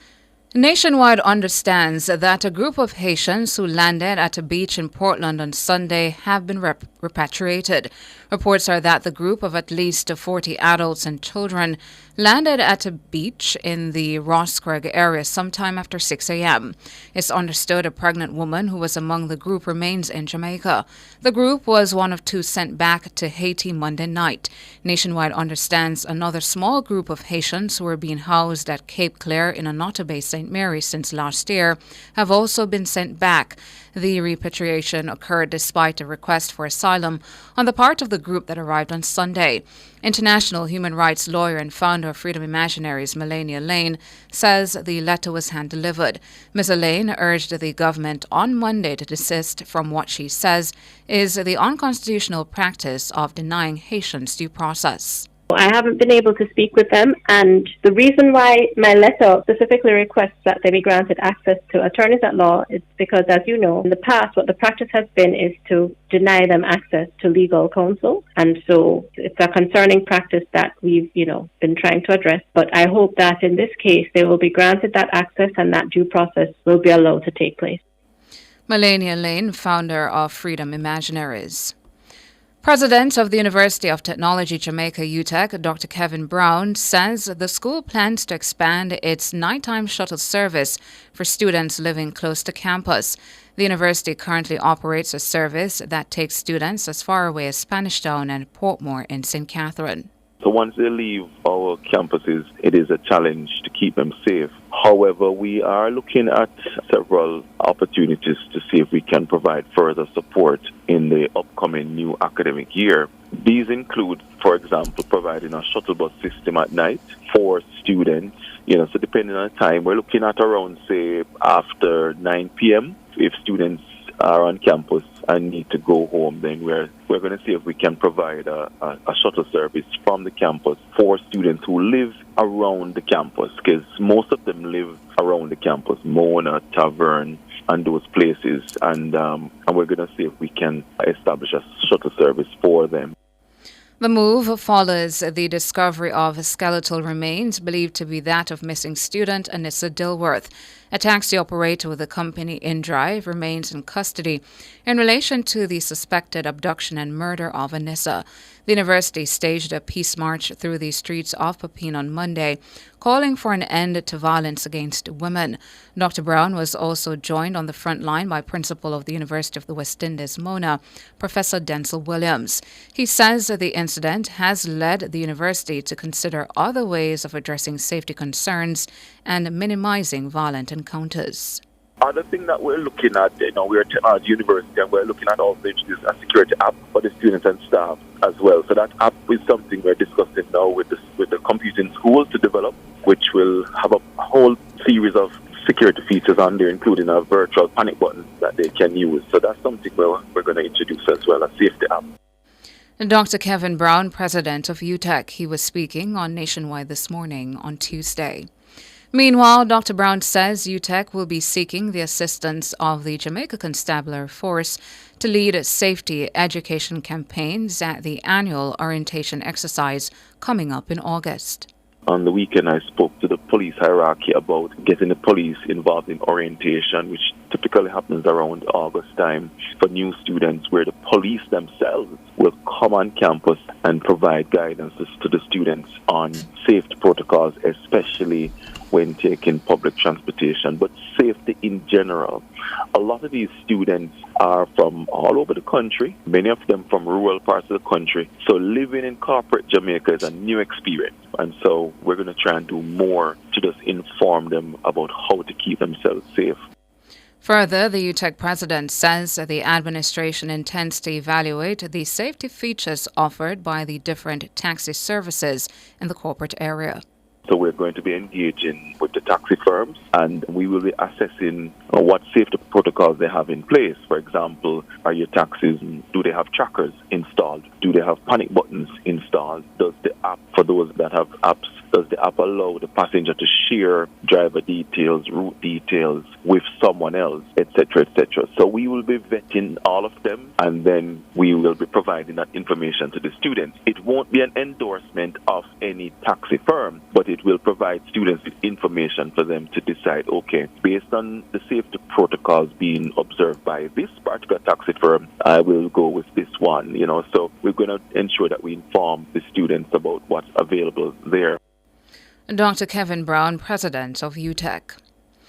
The Southeast Regional Health Authority, SARA, is condemning reports of attacks on vector control workers and other public health staff. Vector control workers focus on preventing and managing the spread of mosquito-borne diseases. SARA says it has received reports that several workers have been physically and verbally assaulted while carrying out health interventions in select communities. The authority says it's especially concerned as it is soon expected to ramp up activities with the hurricane season fast approaching. SARA asserts that its work is vital and must be conducted in an environment of safety and respect. It says no employee should face threats, abuse, or physical harm while performing their lawful duties in the service of public health. The authority is urging all Jamaicans to support the efforts of public health teams and to reject any form of violence or intimidation. The Jamaica Constabulary Force says there is no need to wait 24 hours to report a family member missing. It has issued a statement reminding the public about the reporting procedure. The JCF says it understands that the disappearance of a loved one is a deeply distressing experience. It says in such difficult times, knowing the correct procedure is essential. The JCF says the belief that one must wait 24 hours before filing a missing persons report is a misconception. It says the report should be made immediately. Prompt reporting is crucial as it allows the JCF to begin its investigation and search efforts without delay. This increases the chances of locating the individual safely. The JCF is reminding the public that every moment counts when someone is missing. To report a missing person, you can visit your nearest police station or contact them by phone. When making a report, be prepared to provide as much details as possible about the missing person. This includes their full name, date of birth, physical description, clothing last worn, last known location, and any relevant circumstances surrounding the missing person. The JCF says providing a recent photograph is also highly recommended. Opposition spokesman on transport Mikhail Phillips has criticized the government's plan to implement a rural bus service. He was addressing constituents at a campaign rally in southwest St. Anne on Sunday. Them gone through 4 ministers of transport. 4. And all 4 don't even make half. And this last one, Darrell Vaz, before him fix the JUTC, him start talk about school bus system. Bus them a 13-year-old with over 150,000 miles, not kilometers. Him order 100, him don't even know if the 2 when him can go to Portland can even work. Over 250 schools are set to benefit under Phase 1 of the service, which is expected to come on stream at the start of the next school year. 60 buses, which will all be retrofitted, are set to be priced into service come September, with another 40 to be added in January 2026. Phillips says the government's plan is unsustainable. Them order 125 CNG buses. Them have 1 filling plant for the CNG buses. The 1 filling plant is in Portmore. The 1 filling plant only can fill 150 buses. The company that supply them with CNG said them don't want to do no more business with JUTC. Him said quarter of the bus them gonna Spanish Town and the other quarter gonna Rockfort. So when the Rockfort bus them want gas, them have to drive go to Portmore. And if the Spanish Town want gas, them have to go to Portmore. But him order 100 more CNG bus. And nobody wants to build an additional CNG plant. So what happen? If the 1 plant them have can only do 150 and you go have 225, then at least 100 go and park because them don't have no fuel to put in the bus. Mikhail Phillips, opposition spokesman on transport. Meanwhile, Phillips says that the Prime Minister is refusing to call the general election because he fears defeat. All when them try come after me, we're going to beat them street and lane. And we're going to carry them 4 out of 4 in Manchester anytime Andrew decide to call the elections. A lot of people been asking the question, why Holness don't call the election? If Holness believe that him could have win, him would have call it. And because him know that the PMP is going to beat him no want call it. But I am going to Parliament on Tuesday. And every time I see him, I said, call it, Andrew, call it, because the PMP and the people of Jamaica is ready for the general elections. If Andrew want to call it June, we're going to beat him. If he want to call it July, PMP still going to win. If he want to call it August, PMP. If he want to call it September, make it even worse, because we're going to take even more of the seat them. Mikhail Phillips, opposition spokesman on transport and MP for North West Manchester. The Portmore Municipal Corporation is warning property owners in gated communities that building breaches can cost them up to $2.5 million in fines. Non-compliance with regulations can also result in property demolition. The corporation says it has seen a significant increase in building violations within gated communities across the municipality. It singled out Phoenix Park as an example, saying it has identified more than 60 breaches there. The municipality says it has issued over 30 notices. It warns that homeowners who fail to comply will be liable on conviction to a fine of between $1.5 million and $2.5 million. Under the Building Act of 2018, a person shall not carry out building work unless a building permit in respect of the building work has been issued to him. The Jamaica Teachers Association, JTA, and One-on-One Education Limited have launched the One Academy AI lesson plan generator. The generator is being described as a groundbreaking tool designed to transform lesson planning and empower educators across the island. The announcement was made at the Helen Stills Professional Development Day event held at the Jamaica Pegasus Hotel earlier this month. JTA President Dr. Mark Smith says he had a hand in the development of the tool. We said, how could we change this dynamic? How could I still achieve what legislatively is required for us to have lesson plans? But at the same time, ensuring that I could give my teachers back more of their time. And so around 2 years ago, my very good friend, Ricardo Allen from 101. I understood what I wanted. I wanted some way that my teachers would press a button and they could get their lesson plans generated, giving you back your precious time. But I didn't have the technical expertise to do it, although I knew what I wanted. And so Ricardo and I, we started talking about it. We started having some meetings, and he said, Mark, I think we're onto something. And then we came to Monroe, and he kind of showed it to the teachers and said, this is what we think, you've got ideas, and it kept on evolving. The collaboration will see members receiving free access to the software beginning June 1, 2025. Dr. Smith says the tool will allow teachers to be more productive. It's the greatest innovation in the history of humanity that eclipses anything we have done in terms of development of the internet, even splitting the atom, that of development of artificial intelligence. And how could we leverage that to help our teachers, to give you back your time?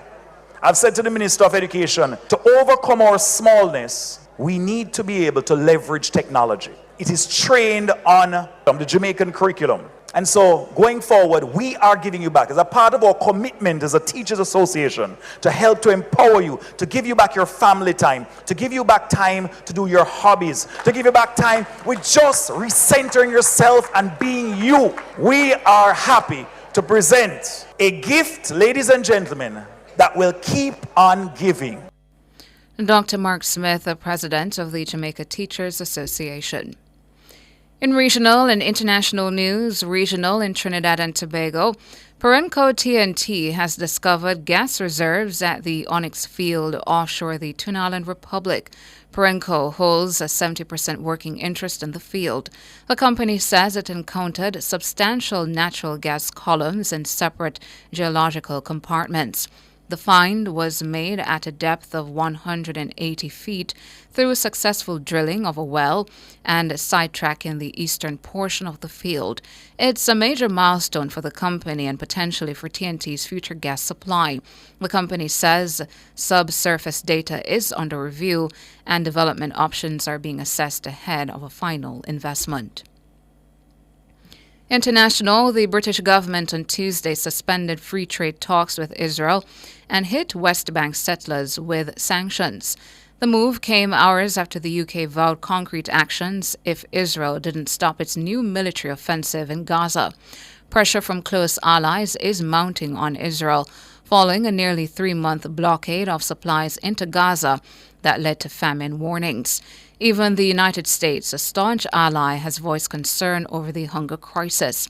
British Foreign Secretary David Lammy said the government couldn't continue discussions on an existing trade agreement with an Israeli government pursuing what he called egregious policies in Gaza and the Israeli-occupied West Bank. Earlier, the UN said Israel had given permission for around 100 aid lorries to enter Gaza after 11 weeks of blocking all aid. On Monday, Israel allowed 5 lorries across the border, which the UN's humanitarian chief Tom Fletcher called a drop in the ocean. And that's it for the news at 12. Up next, sports.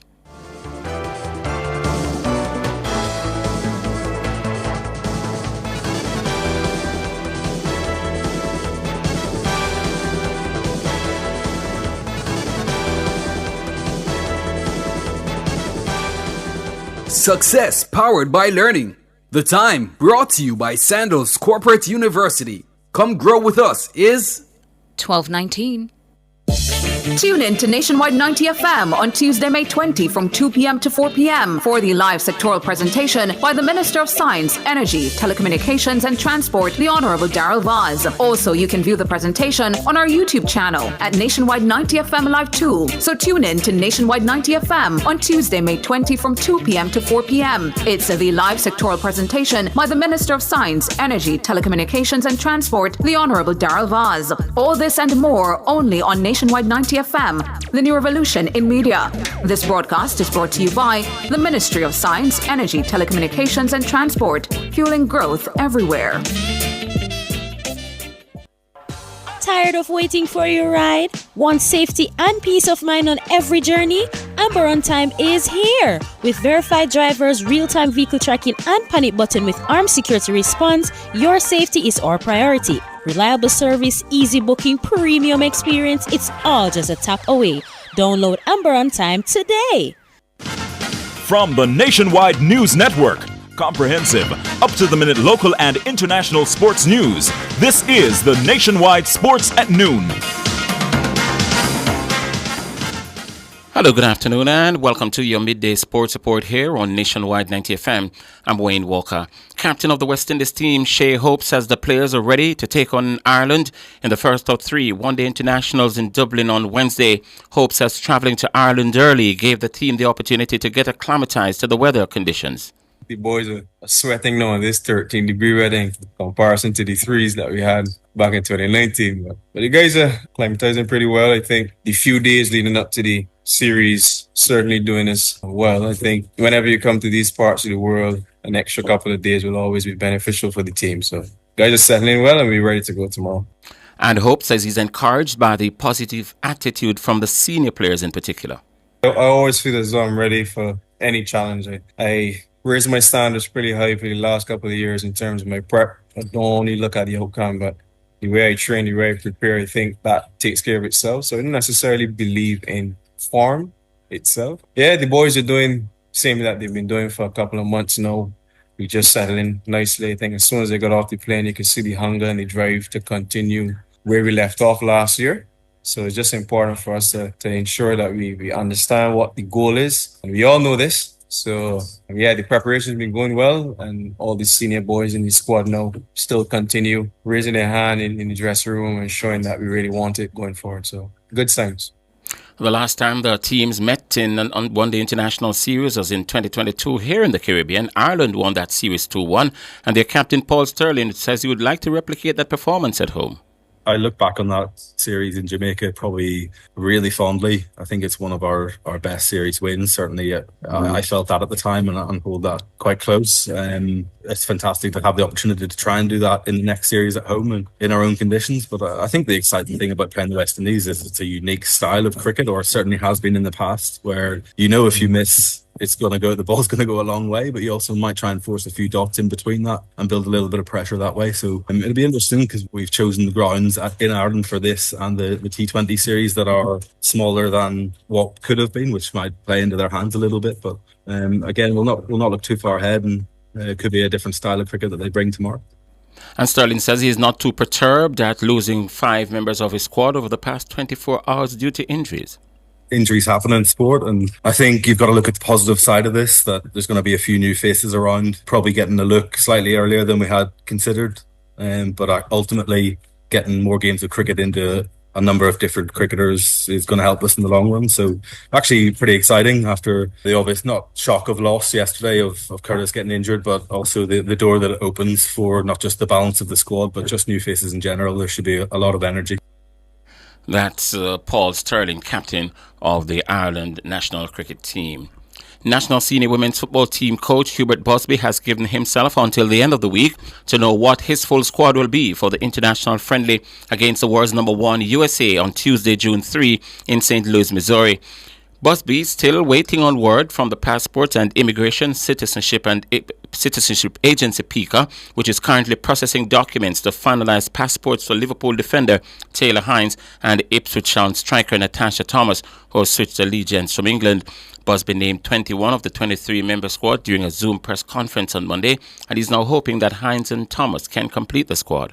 We still have 2 players that we hope by the end of the week we'll get their passports and their citizenships rather sorted out and all their documents so that we can have them and add them to the list. So once we do that, we'll update the squad and send that out to the media as well to round out the squad of 23. National senior women's football team coach Hubert Busby. FA Cup champions Crystal Palace returned to English Premier League action on Tuesday when they welcomed Wolverhampton Wanderers to Selhurst Park in London. Palace defeated Manchester City 1-0 at Wembley on Saturday to claim the FA Cup, and they're currently 12th with 49 points in the Premier League, while 14th place Wolves have 8 points fewer and lost 2-0 against Brighton and Hove Albion on May 10. Meanwhile, Manchester City, the champions, will welcome Bournemouth to the Etihad Stadium for their final home game of the 2024-25 campaign. While focus will inevitably be on Kevin De Bruyne's last outing as a City player at their home ground, the 3 points are crucial for Pep Guardiola's side if they are to remain in contention for a Champions League spot next season. They've already played the Cherries twice this season, losing their league trip to the South Coast in November before winning the FA Cup quarter-final tie at the Vitality in March. City go into their penultimate game of the season and sixth in the standings, knowing a win will take them third ahead of the last round of fixtures on Super Sunday this coming Sunday. Leicester City could face a future points deduction after being charged with an alleged breach of the EFL's financial rules. The Foxes have been referred to an independent commission after being charged by the Premier League for an alleged profit and sustainability PSR breach for the year 2023-24 when they were the champions of England. The new charge follows a lengthy arbitration process over who holds jurisdiction over Leicester City, with the club bouncing between the Championship and Premier League in recent seasons. A tribunal has now ruled the Premier League has the power to charge Leicester City, who have been relegated from the top flight and will play in the Championship come next season. The lifeline of the case should still come under the Premier League's 12-week fast-track process, meaning any possible points deduction, depending on the outcome of the case, could come in Leicester's season in the Championship for next season. The semi-finalists in the Netball Jamaica Supreme Ventures minor league will be decided today when quarterfinal action tips off at the Stadium Court. The quarterfinals will see a Spec B against De La Vega, Spartan against MD Strikers, Global B will take on Skibo, and Police C face MNS. Meanwhile, in the Intermediate B quarterfinals, Mercury will take on Southborough, Hagley Park will take on Job's Lane, Boulevard will go up against Maxfield B, and Panthers A will take on NYX. The Intermediate A quarterfinals will feature Police A against Cumberland, Friendship against Queen's Park A, Ligony A against Net Strippers A, and Speg A against Red Challengers. Tip-off time is 5:30. Christiana failed to score a single point, going down 48-zip against Cornwall College in the Issa Rural Area Under-14 basketball competition on Monday. In other results, Knox College beat Homewood Tech 49-23, Mouchet defeated Holland 35-17, and Stett turned back Gavin Maceo 53-6. Now, in the urban area competition, Jaden Smith scored 25 points to guide St. George's College to a 44-13 win over Camperdown High. St. Andrew Technical High School beat Meadowbrook 32-19. JC outscored Excelsior 27-20. Calabar topped Vauxhall 31-14. Wolmer's beat Tivoli 36-18. And Kingston College defeated Arden High 27-21. And finally, in sports at this time, the Western Conference Final in the NBA tips off on Tuesday evening at the Paycom Arena in Oklahoma.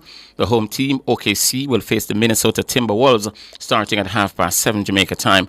OKC came through a tough 7-game series against the Denver Nuggets, which they wrapped up on Sunday. They have in their ranks the leading candidate for regular season MVP, Shai Gilgeous-Alexander, while for Minnesota, Anthony Edwards should figure massively. Game 1 in the Eastern Conference Final will be on Wednesday, a throwback Eastern Conference Final. It features New York, the Knickerbockers. They'll be in the Garden, Madison Square Garden, against Indiana Pacers. That too tips off at 7:30. And that will do it for your midday sports report here on Nationwide 90 FM. Sports is going to be back on the station at 5:25 this afternoon. Until then, I'm Wayne Walker. Enjoy the rest of the afternoon.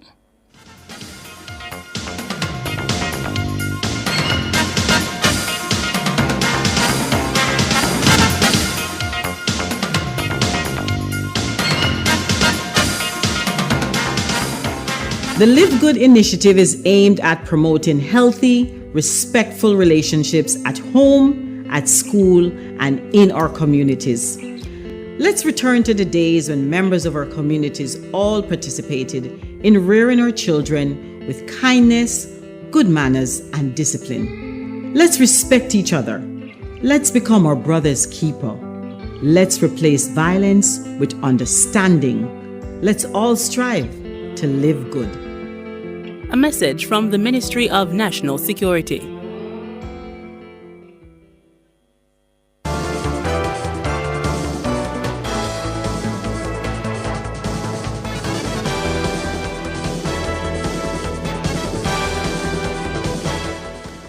To recap our top stories making the nationwide world at noon, latest group of Haitians to arrive in Jamaica by boat sent back home. UTEC to expand a student shuttle service following discovery of remains suspected to be those of missing student Anissa Dilworth. Sarah decries reported attacks on vector control workers. I'm Tona Thomas. You can find the news on our website at nationwideradiojm.com and on the Nationwide app, available on Google Play and the App Store. Major news next at 5.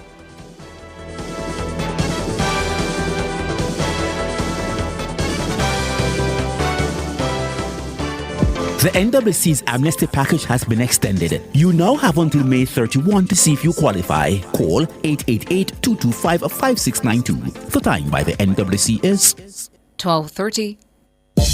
Tune in to Nationwide 90 FM on Tuesday, May 20 from 2 p.m. to 4 p.m. for the live sectoral presentation by the Minister of Science, Energy, Telecommunications and Transport, the Honorable Darrell Vaz. Also, you can view the presentation on our YouTube channel at Nationwide 90 FM Live 2. So tune in to Nationwide 90 FM on Tuesday, May 20 from 2 p.m. to 4 p.m. It's the live sectoral presentation by the Minister of Science, Energy, Telecommunications and Transport, the Honorable Darrell Vaz. All this and more only on Nationwide 90 FM, the new revolution in media. This broadcast is brought to you by the Ministry of Science, Energy, Telecommunications and Transport, fueling growth everywhere. Tune in to Cliff Hughes Online from 10 a.m. to 1 p.m. as we broadcast from the Ministry of Agriculture's Investment Forum, Thursday, May 29th, 2025, at the Jamaica Conference Center. The Investment Forum is one of the many events during National Minerals Week 2025. The Investment Forum, with keynote speaker Honorable Floyd Green, focuses on investment incentives and sustainability. We will broadcast live from the event, giving listeners island-wide front row access to Jamaica's mineral future. Don't miss us as we unearth the possibilities. So tune in to Cliff Hughes Online, Thursday, May 29th. It's the Ministry of Agriculture's Investment Forum at the Jamaica Conference Center. Catch the live stream on our YouTube channel at Nationwide 90 FM Live 2. All this and more only on Nationwide 90 FM, the new revolution in media. This broadcast is brought to you by the Ministry of Agriculture, Fisheries and Mining. Pull back here to Liamalu, lets it run. European Champions League history will be created on Saturday, May 31. Marino into Saka, brilliantly done! When Nationwide 90 FM takes you live to the Allianz Arena in Germany for European club football's big night out. The Bayern Munich Stadium in Bavaria will be the staging ground for the last stand. Lamine Yamal skips away from Mkhitaryan. Oh, that's brilliant! The final battle to determine the best on the continent. It is Declan Rice. Oh!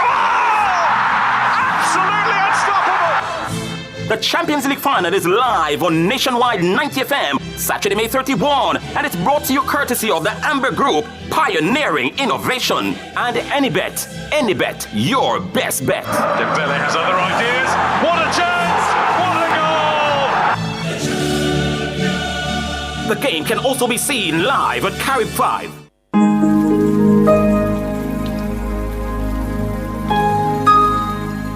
Hi there.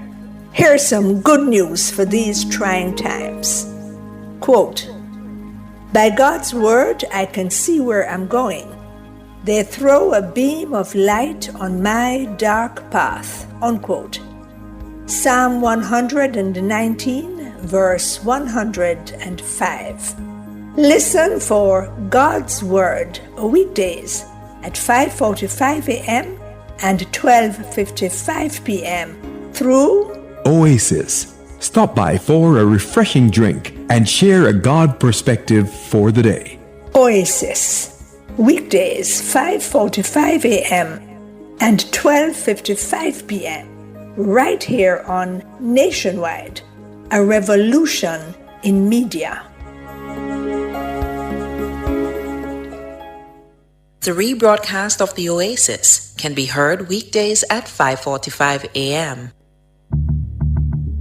What's the standing of the JLP and the PNP in Southeast St. Elizabeth? Southwest St. Elizabeth? Western St. Mary? And where do the parties stand nationally? What's the gap, if any, between Prime Minister Andrew Holness and Opposition Leader Mark Golding. Tune in to Nationwide 90 FM from 6 a.m. on Monday, May 26 for the findings from the latest nationwide Blue Dot polls, powered by Total Tools. Timeline with the stinger, Honey Bee.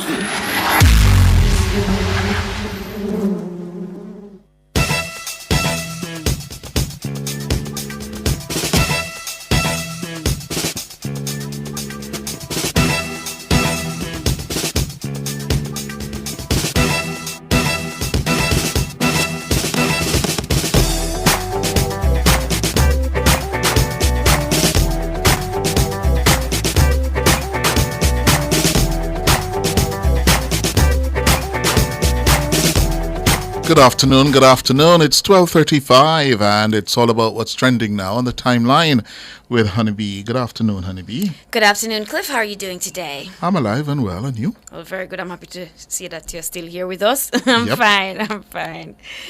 All right, let's get into the timeline today. Do you have a favorite book of all time?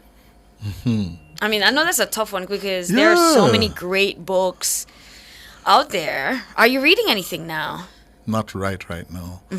But in high school, Green Days by the River. Oh, yes, man.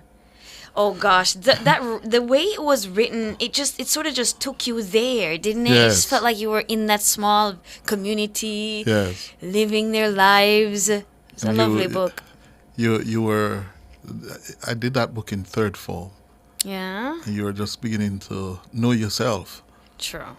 Yes. True. And it does explore, coming several of age issues, and different things. It was a lovely book. I remember Green Days by the River. Now I'm feeling sort of nostalgic. I'm currently reading Ikigai, The Japanese Secret to a Long and Happy Life. It's a very good book. Yeah. Okinawa has... I know in Jamaica, I was listening to Nora's show the other day, and apparently we do have also a thriving centenarian community as well. A lot of people in Jamaica, yes. Over 100. I didn't even know we had that many, Nora, as well, right? But Japan is known to have the most in the world. People over 100, and I was listening, and when the lady was saying, sign up, let people know, and whatever, I was thinking to myself, so what do you get when you get to 100? Because in Japan they send you a plaque. Oh. Yes, you get first they used to send you a gold plaque, like a solid gold, but then it just became too much, and now they've downgraded to silver. But you get something from the government for reaching the milestone. For reaching that milestone. Good. Yeah, and Okinawa especially just has the longest living people on the planet. Oh. Yeah. It's a very thriving place. It's tropical as well. Yeah. Yeah, it's very tropical, like home. The Japanese, their average lifespan is one of the highest in the world. Yes, they have the largest, oldest population in the world.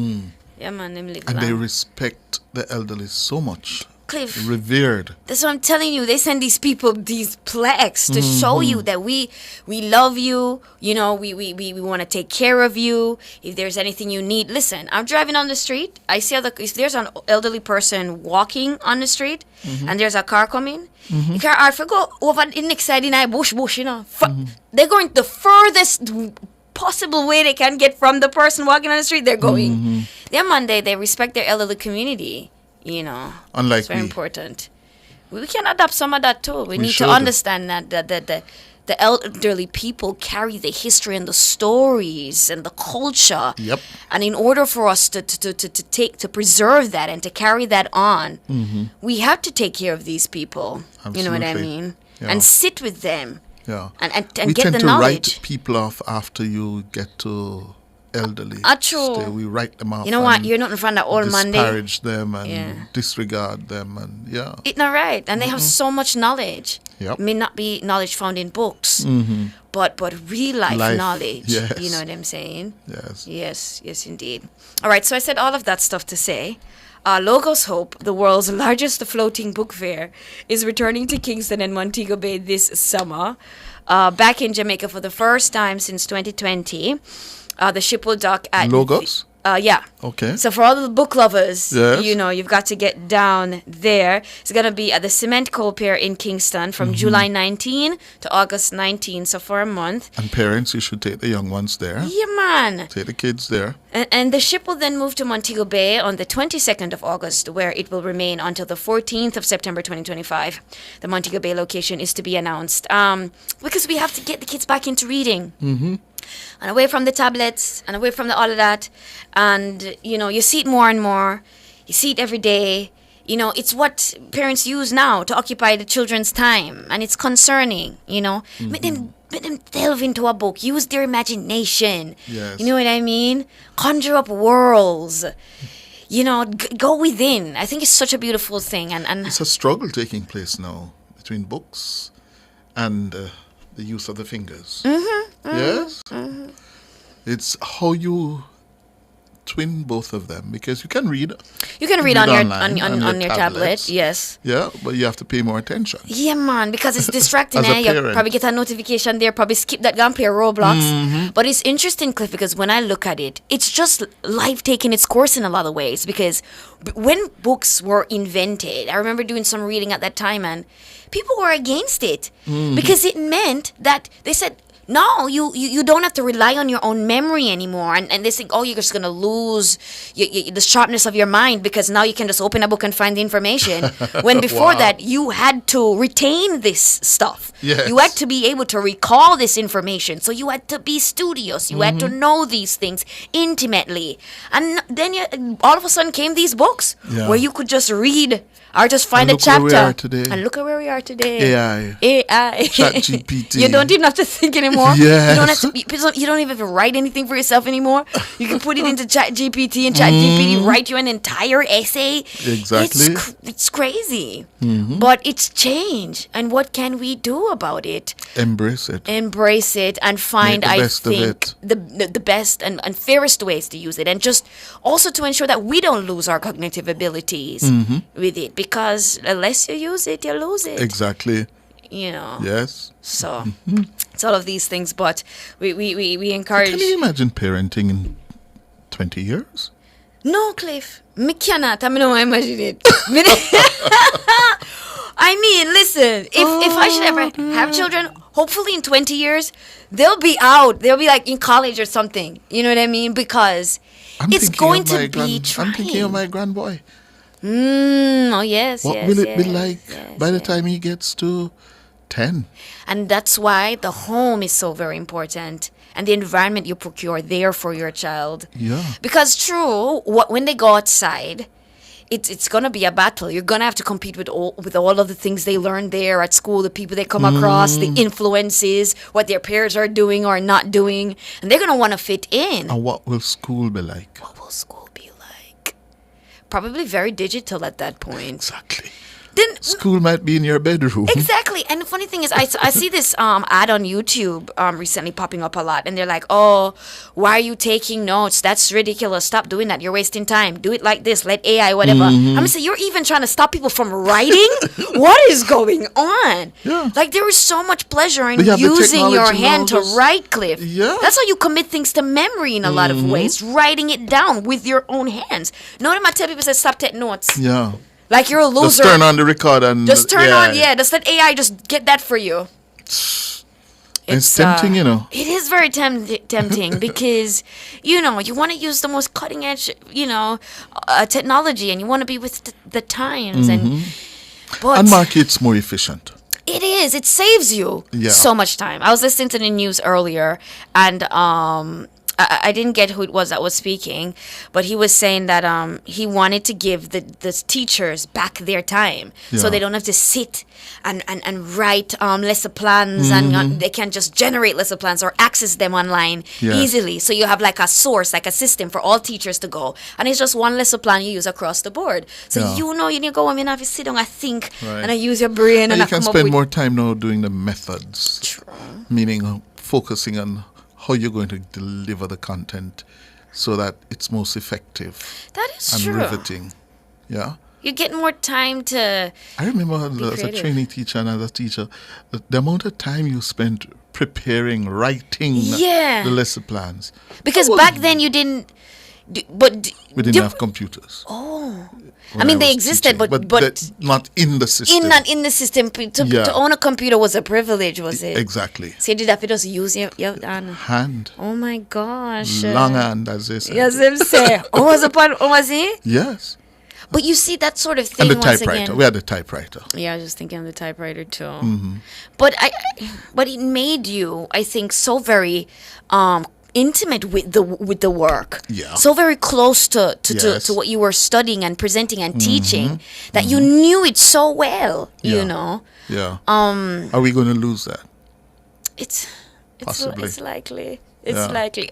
Just the other day, I was talking to a friend, and they were rather upset about a doctor that they went to who was Googling symptoms right in front of them while they were.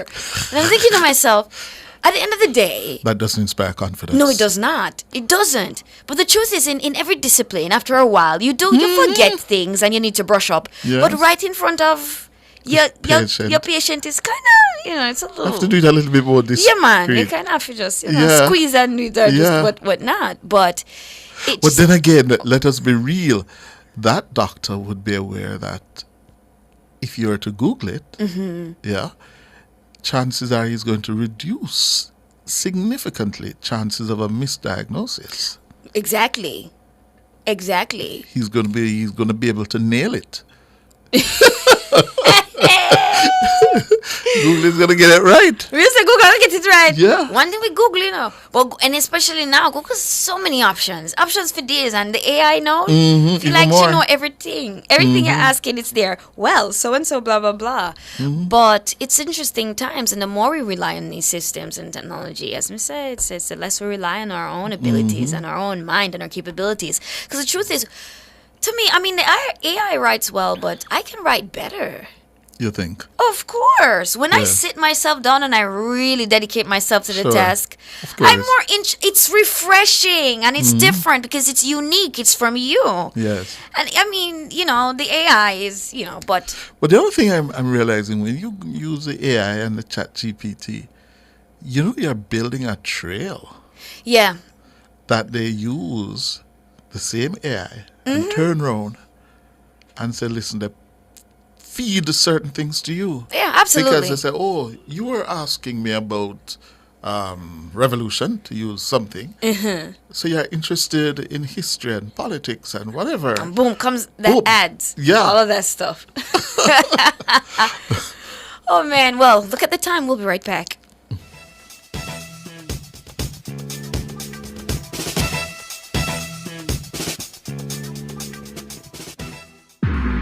Are you too busy during the work week to capitalize on the NWC's amnesty package? Don't worry. All commercial offices will be opened on Saturday, May 24 and Saturday, May 31. Visit nwcjamaica.com for further details. That's Saturday, May 24 and Saturday, May 31. The NWC commercial offices will be opened for your convenience. Don't miss this final opportunity. The NWC serving you in so many ways. Delicious meals, poolside cocktails, right on the beach.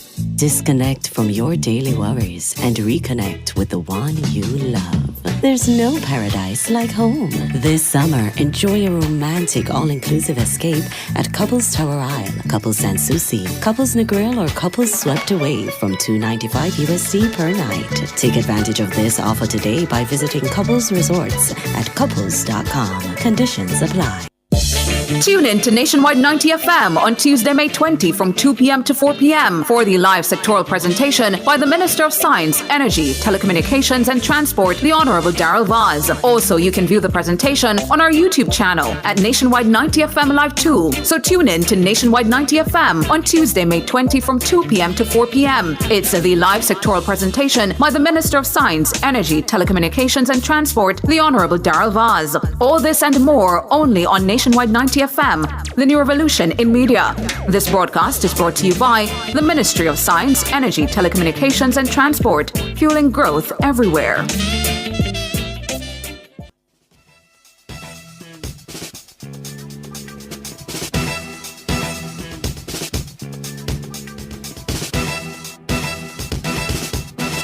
Welcome back. 11 minutes going on to 1 o'clock. Honeybee and I are having a fascinating discussion about the world we inhabit in 10 years with the advent and use of AI and modern technologies. And we're talking about, what school will be like in 10 years. Yeah. And, Honeybee, thinking about it, it means that we will have to answer a fundamental question.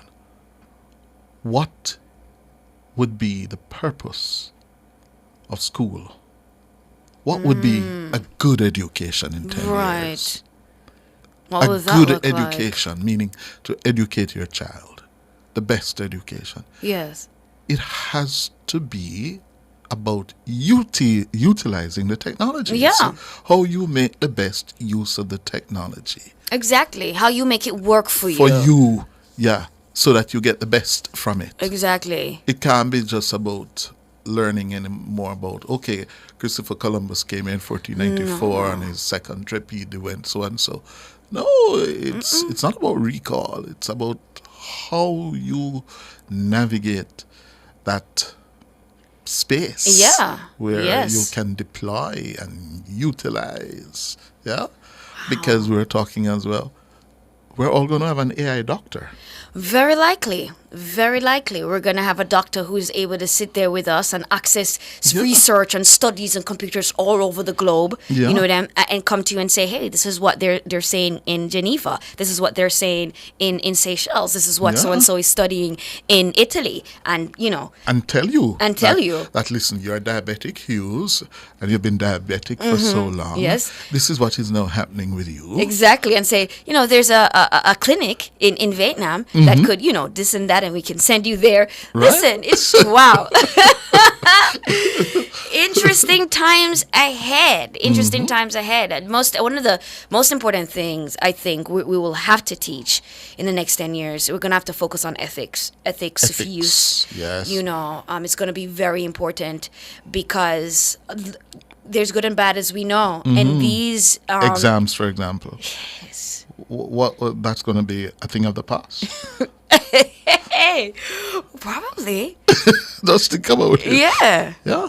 It's going to be a thing of the past. Yeah, man. It's Or it's going to be seriously reformed, revamped. It's going to have to be, and even like SBAs and sending you to do research, because how are you going to know that this student genuinely sat there or went out into the field and did this work, Yes. or that they didn't just they themselves? Because you're going to have geniuses who are going to sit at home and write, develop their own technologies and their own AI and write code and find ways to trick the system and do nothing and have these things do all the work for them and just hand it in. I think you're going to have more of the SBA type assessment and evaluations of courses of study and performance of students. Yeah. You may very well have more, instead of sitting in a classroom or in a lecture hall and write a 3-hour paper.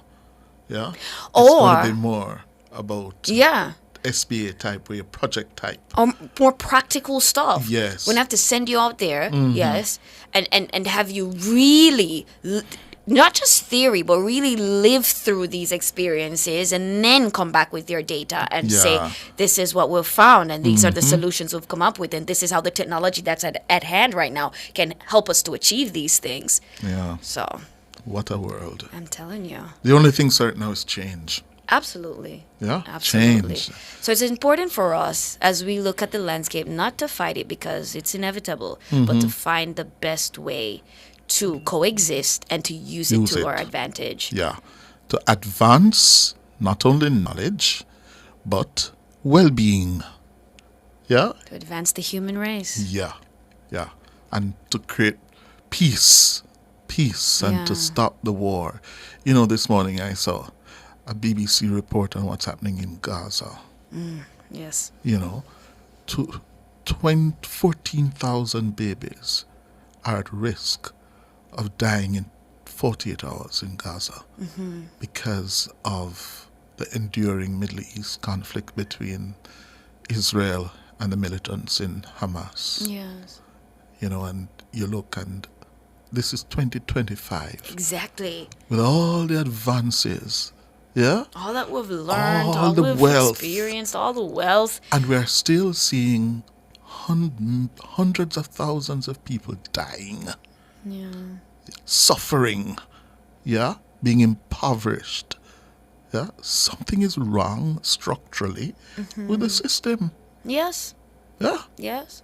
How do we continue as a global community in today's world to sit? I see Canada, UK, Britain now saying to Israel, stop. Yeah. You have gone too far. You've gone too far now. Too far. And you look at it and we talk about all the advancements and everything, and you say, but it's as if man, the struggle between your base instincts, your base self, the need to survive, even in a world now where we don't need to fight to survive. We don't need to kill a bear or kill a lion or hunt like that in that way, right? We're so-called civilized. Still, man struggles with that side of himself. Yes. How do we overcome that? Yeah. And wars now are being fought by drones. Hold on, look at the time. Look at the time. Yes. Shane Mark, Cliff, is this timeline or veranda talk? If you think it is veranda talk, then something is wrong with you. You're in the 1920s. Yes. Yeah? This is very much about where we have been talking about the world we inhabit and what it will be like in 20 years. Shane Mark, get with it. Please. That's how we're going to leave it. Thanks so much, Honeybee. You're welcome, Cliff. Yeah, whatever you plan for today, you'll bring it back tomorrow. Yes. Thanks to our producer, Norgay Banton, our technical operator, Kevin Williams, our YouTubers, except Shane Mark, and, of course, our tweeps and WhatsAppers. We're going to make way now for Oasis with Loy Gale.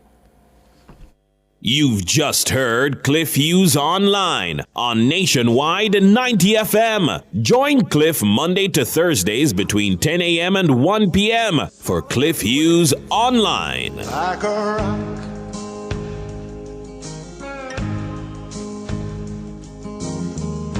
my hands were steady, my eyes were clear and bright.